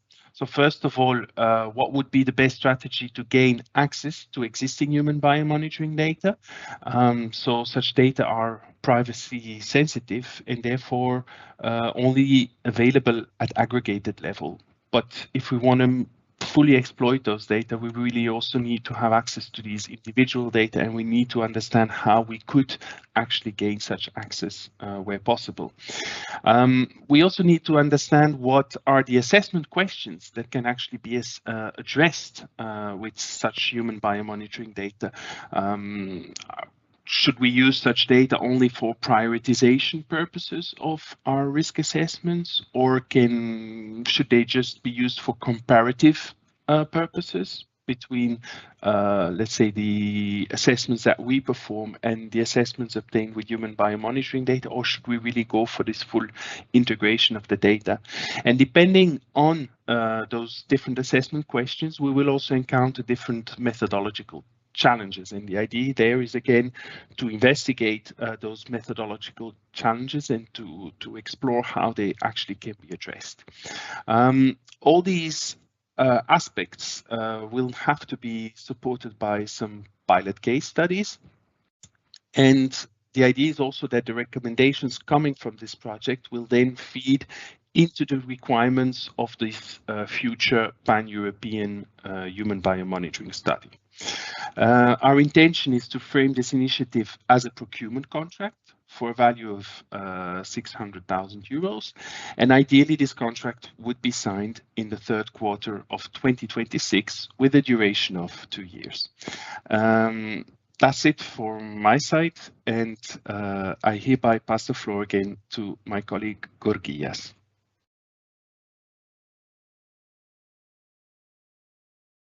Thank you. Thank you very much, Bruno. Thank you to all colleagues that took the time to present their respective calls.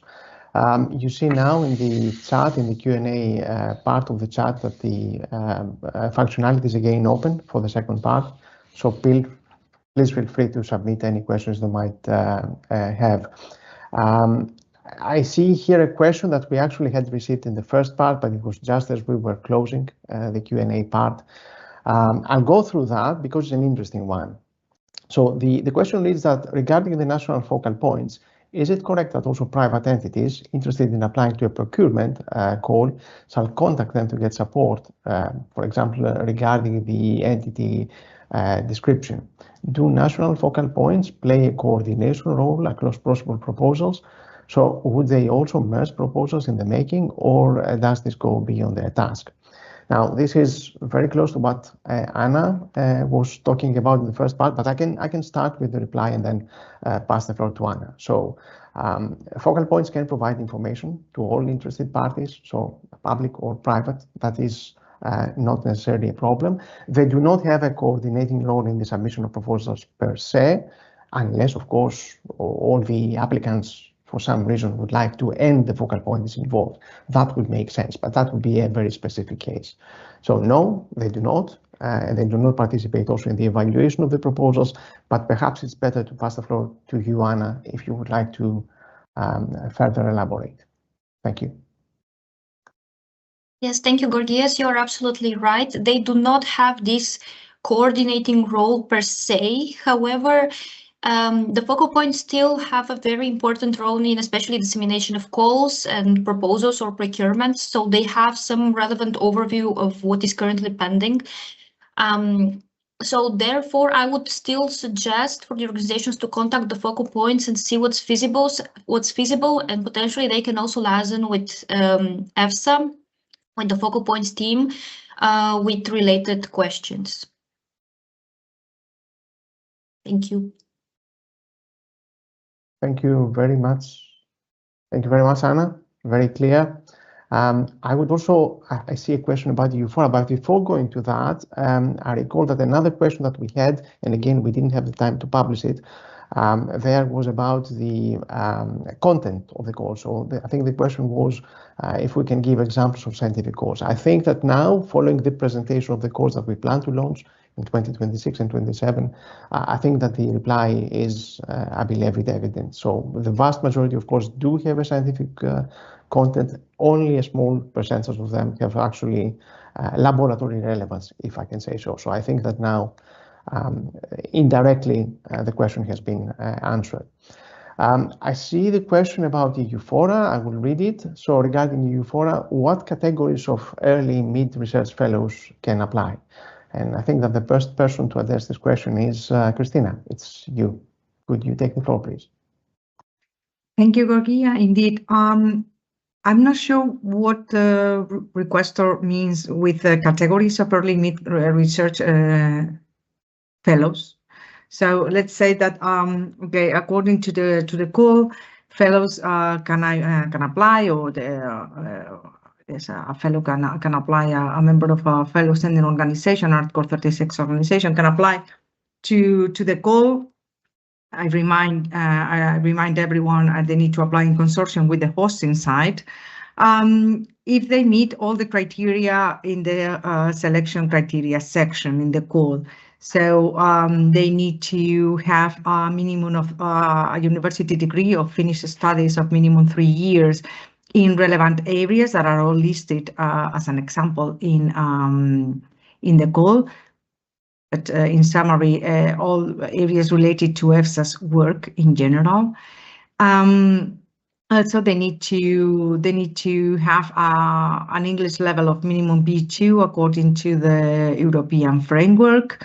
And they also need to have a minimum of 3 years and a maximum of 15 years of experience in performing scientific tasks in in food safety.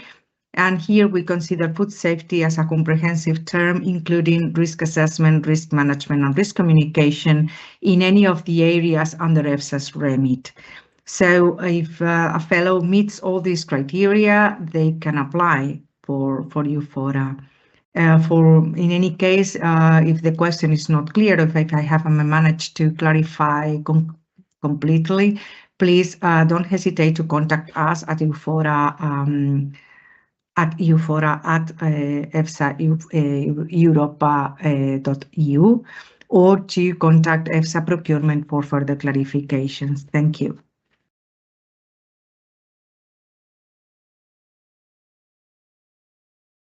Thank you. Thank you, Christina, for this clarification. I will also need your help again because there's another question about the EUFORA. I will read it. It says that as regards the EUFORA call hosting sites, can different mini projects not listed in the Appendix A that you mentioned of the call be proposed? So can you elaborate on that? I recall that you said that is not mandatory. Yes, indeed. Thank you for the question.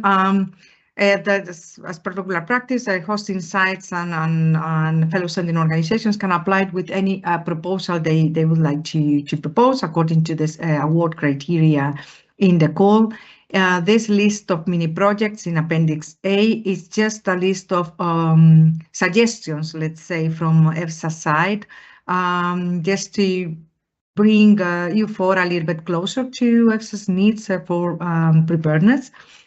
But as I said before, it's not mandatory, it's just optional. And in fact, the applicants can even decide to choose any of these projects partially, not even fully, or just to indicate that their own project or the project they are proposing in the proposal of the call, it meets partially this list of mini projects without even choosing them.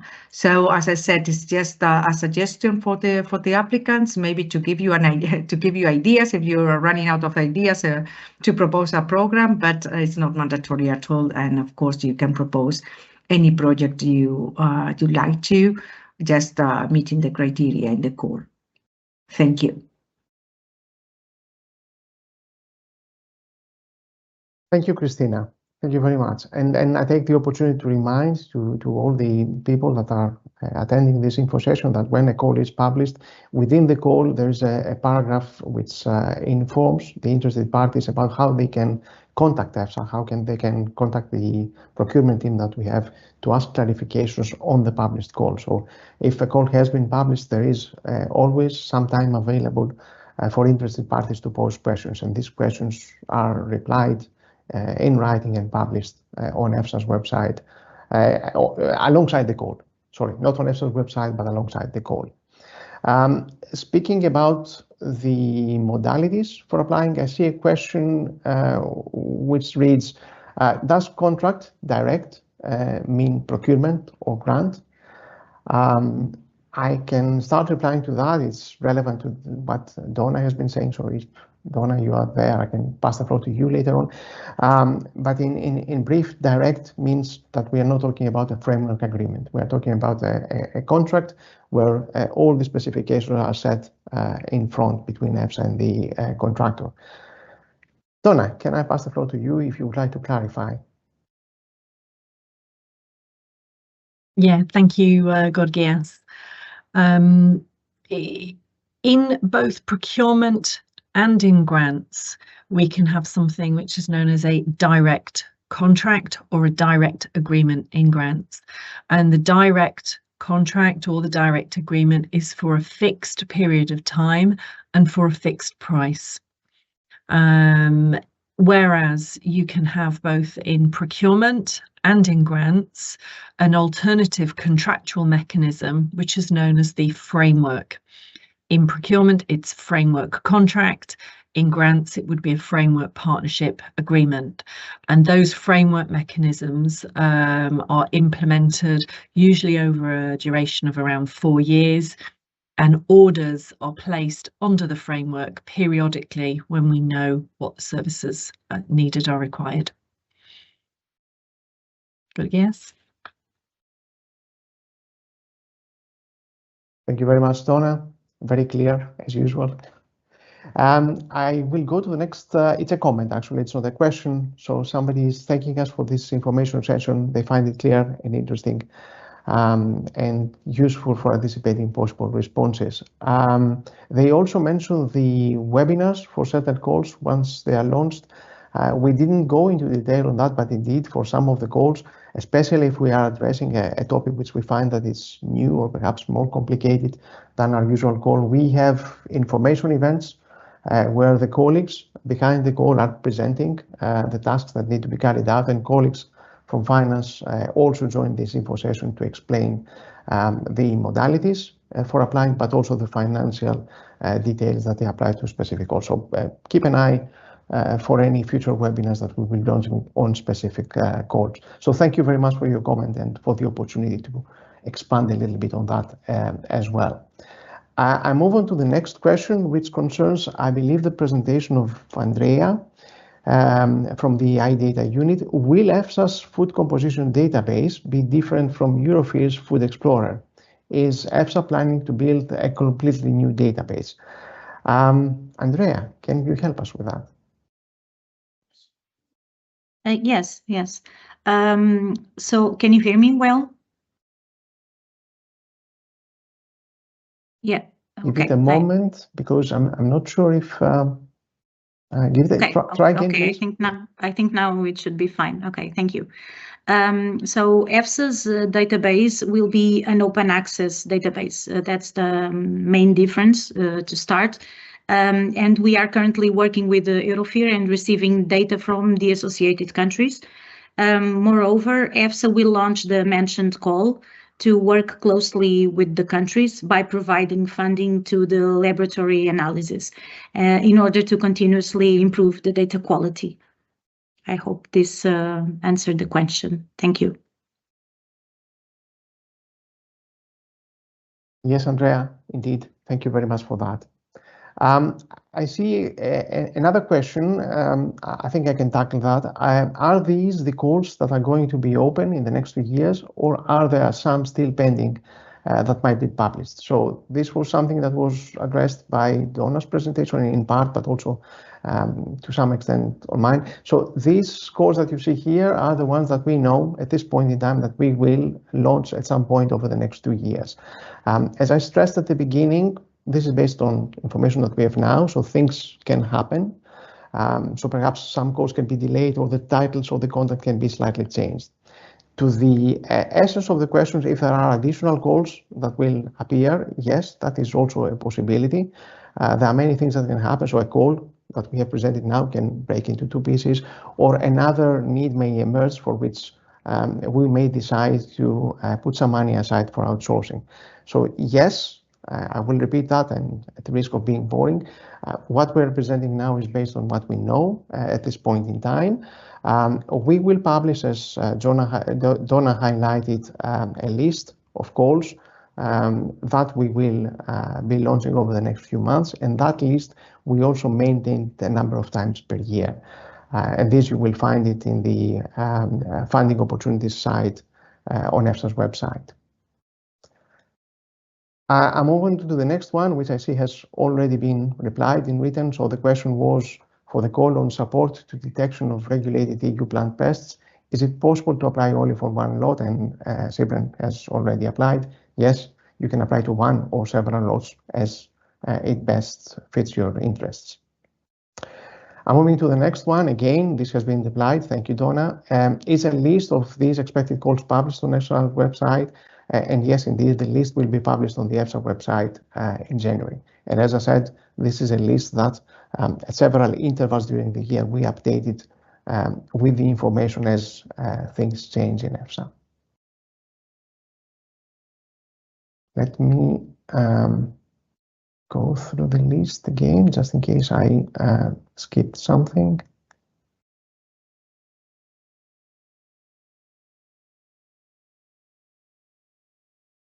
Okay, I see that we are relatively earlier than we expected, so there is space for additional questions if there are any.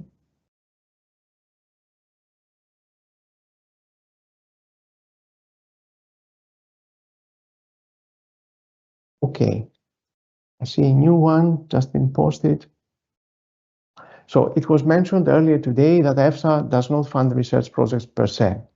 Did that detail pertain to the course that was mentioned today, or is it a general policy?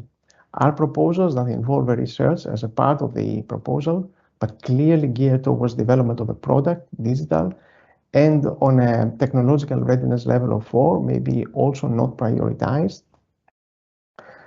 Okay, I was the one that was saying that EFSA does not fund research projects per se. This question is, I believe that the requester has something specific in their mind. So let me elaborate a little bit further. So it is not a policy per se, it's rather something that need dictates. So typically research projects leads to results that are not immediately ready for regulatory update. There are cases where we would like to take advantage of ongoing research and put some money, invest some money in converting those results into something that we could integrate into our methodological approaches. So that is the, I can call it gray zone between research per se and research which is very relevant to regulatory development. And there, yes, indeed, as you saw today, we had calls. We do not necessarily refer to the technological relevance, readiness of a given product there, but rather we focus on our specific need that we have. So I'm not sure if the reply that I gave is clear to the use or to the intention that you had. Please feel free to submit a follow-up question if you want. My only intention when I was presenting earlier was to say that if somebody is working in the field of academic research where the desire is to find funding to explore new fields, then EFSA is not likely to be the environment where suitable funding may be available. But for whatever has to do with the steps that follow, so how to convert the research results into something that can be used by a risk assessor to appraise a dossier or to reply to a risk assessment question, then yes, indeed, there could be opportunities in EFSA's codes.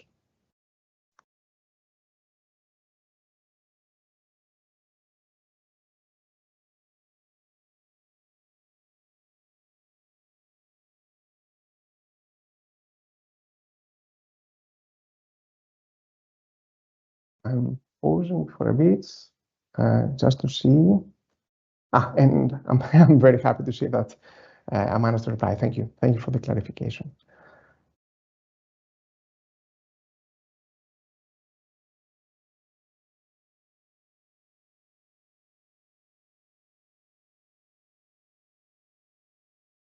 Okay, so I believe that we have addressed all the questions that we have received so far. We are a little bit earlier, but then again, there's no point to necessarily respect the originally planned closing time. Yes. I see one more question, and thank you, colleagues, for pointing that out. So as a suggestion, I will read it. I think that EFSA should provide a space where researchers from Article 36 organizations can share their expertise. Such researchers could then be contacted by consortia, information to participate in various grants, if interested. What do you think? Could it be feasible? I can try to start with this question and then perhaps ask also the support of you, Anna, there. This is something that is recurrent. I would say that in a lot of fora that we find people that are interested in our work and they want to participate. And in some cases, one of the following things may happen. They might have a personal interest in that. They might have difficulties because they are not in an Article 36 organization, or they might need the necessary, let's say, maturity in order to convince their organization to also participate. In any case, what we are proposing a space that researchers from Article 36 organizations can discuss. They can agree on perhaps initiatives that they could join in collaboration with each other. It's something useful. And I think that to some extent, to some big extent, the focal points are taking initiatives to support that. It's not necessarily the fault of a forum. It might be in the form of a, let's say, a series of national events. There, it might be a side event to a conference or something else that researchers normally attend. But I do believe that across the countries in Europe, the focal points make sure that there is some space and some time allocated to this discussion, perhaps organized in small thematic sessions. I would also add that EFSA, by law, by regulation, regularly consults the advisory forum. So the representatives of the member states do take a part in the scientific discussion and the prioritization of the scientific priorities of EFSA as well. So indirectly, because there we do not have the possibility for all party participation, but there the advisory forum members that are assisted by the focal points can actually pass ideas or views that stem from a fertile discussion at member state level. Anna, may I also ask for your help if you would like to explain further the work of the focal points on that? Thank you. Yes, thank you very much, Gorgias. Actually, the topic of engagement of the Article 36 organization is recurring more and more often, which is actually wonderful news, because then that means that there is a lot of engagement and interest in participating in this list. It is important to say that every focal points and they manage the list on their national level. So of course there are events that are, as you mentioned, that are mandatory for them to attend. There might be also such as thematic sessions or webinars. There might also be differences in relation to the focal point and how they choose to interact also with their own list of Article 36 organization. What is important, I think, is that from EFSA we can also take this point and also communicate more with the focal points so that there is even more engagement, and as already mentioned, something more engagement also in terms of expertise, themes, topics that would create more collaboration platform for Article 36 organizations. So I hope this answered the question. Thank you.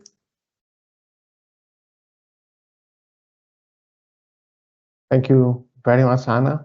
I will also translate as a kind of nag, gentle nag, kind reminder to the focal points to actually see if there's something more that can be done for the researchers, for the people that work in Article 36 organizations in their countries. It's very much into their missions and to their interest. I see one more question. I see that it is on the food composition database, or perhaps Andrea, you could help me with that. I will read the question. It reads, for further clarification on the EFSA food composition database, how are countries informed about data gaps? To apply for funding, one should know what kind of information is needed. Andrea, could you help with that? Yes, yes. Yes, I think you can hear me. Yes, so once we have the data in, EFSA are the ones to identify the data gaps, and also based on EFSA's needs and the mandates that we are going to receive, or they are receiving at the moment, and we will try to address those needs. And then it will be explained in the call which are the needs, so countries can apply. Thank you. Thank you very much, Andrea, once more for your help very clear. I see that we have no further questions. We are, let me check the time, we are at 12:18, 12:19. So perhaps I could try and summarize and inform you in the next steps. So thank you all for your attention. Thank you all for your participation in the question and answer part. As I was saying at the beginning, this event has been recorded and we will make the recording available in the coming days. So a little bit before the holiday break or a little bit after, and together with the recording also the slides that you saw today. We will circulate a survey, an evaluation survey for the event, but we always include in that survey questions about any ideas that you might have or any suggestions that we might have about future events like that, that can help us prepare you for what we plan to launch in the coming months or years. We also have questions regarding the calls that you've seen and we try to probe your potential interest in them. Of course, the survey is anonymous, so feel free to comment there as you find appropriate. In any case, your feedback is really useful to us and it's highly appreciated. So please take a few minutes of your time to send us back the survey once you receive it. I would like to thank, as I said before, all the colleagues that presented, but also all the colleagues from EFSA that actually worked hard to prepare this event, although they didn't appear in front of the cameras. First and foremost, I would like to thank my colleague, Katerina Vlahu, my colleague in the NO unit. She has been the brain for the organization of this event, putting together everything from the structure of the event to the content that you saw present today. Then I would like to extend a special thanks to Carolina Vastola and Alessandra Del Vecchio. I call them our production team because basically they took care about every little practical or technical detail that was necessary to be sorted out so that we could have the event today. And of course, I would like to thank Sohail Soltanine-Jad, who has been with us throughout the meeting, making sure that no technical problem would stop us from carrying out this workshop today. Of course, a very big thank you to all of you for your time, for your interest in what we had to say, in what we will be presenting to you as calls in the next 2 years. I would like to encourage you to keep an eye on the course that has been produced. And if you find something which falls in your domain of expertise, if you find something interesting, please do apply. We would really like to cooperate with you. With that being said, I would like to once more from all of us in EFSA thank you and wish you a nice and pleasant Friday afternoon. And maybe it's a little bit early, but also why not? Merry Christmas. Thank you all.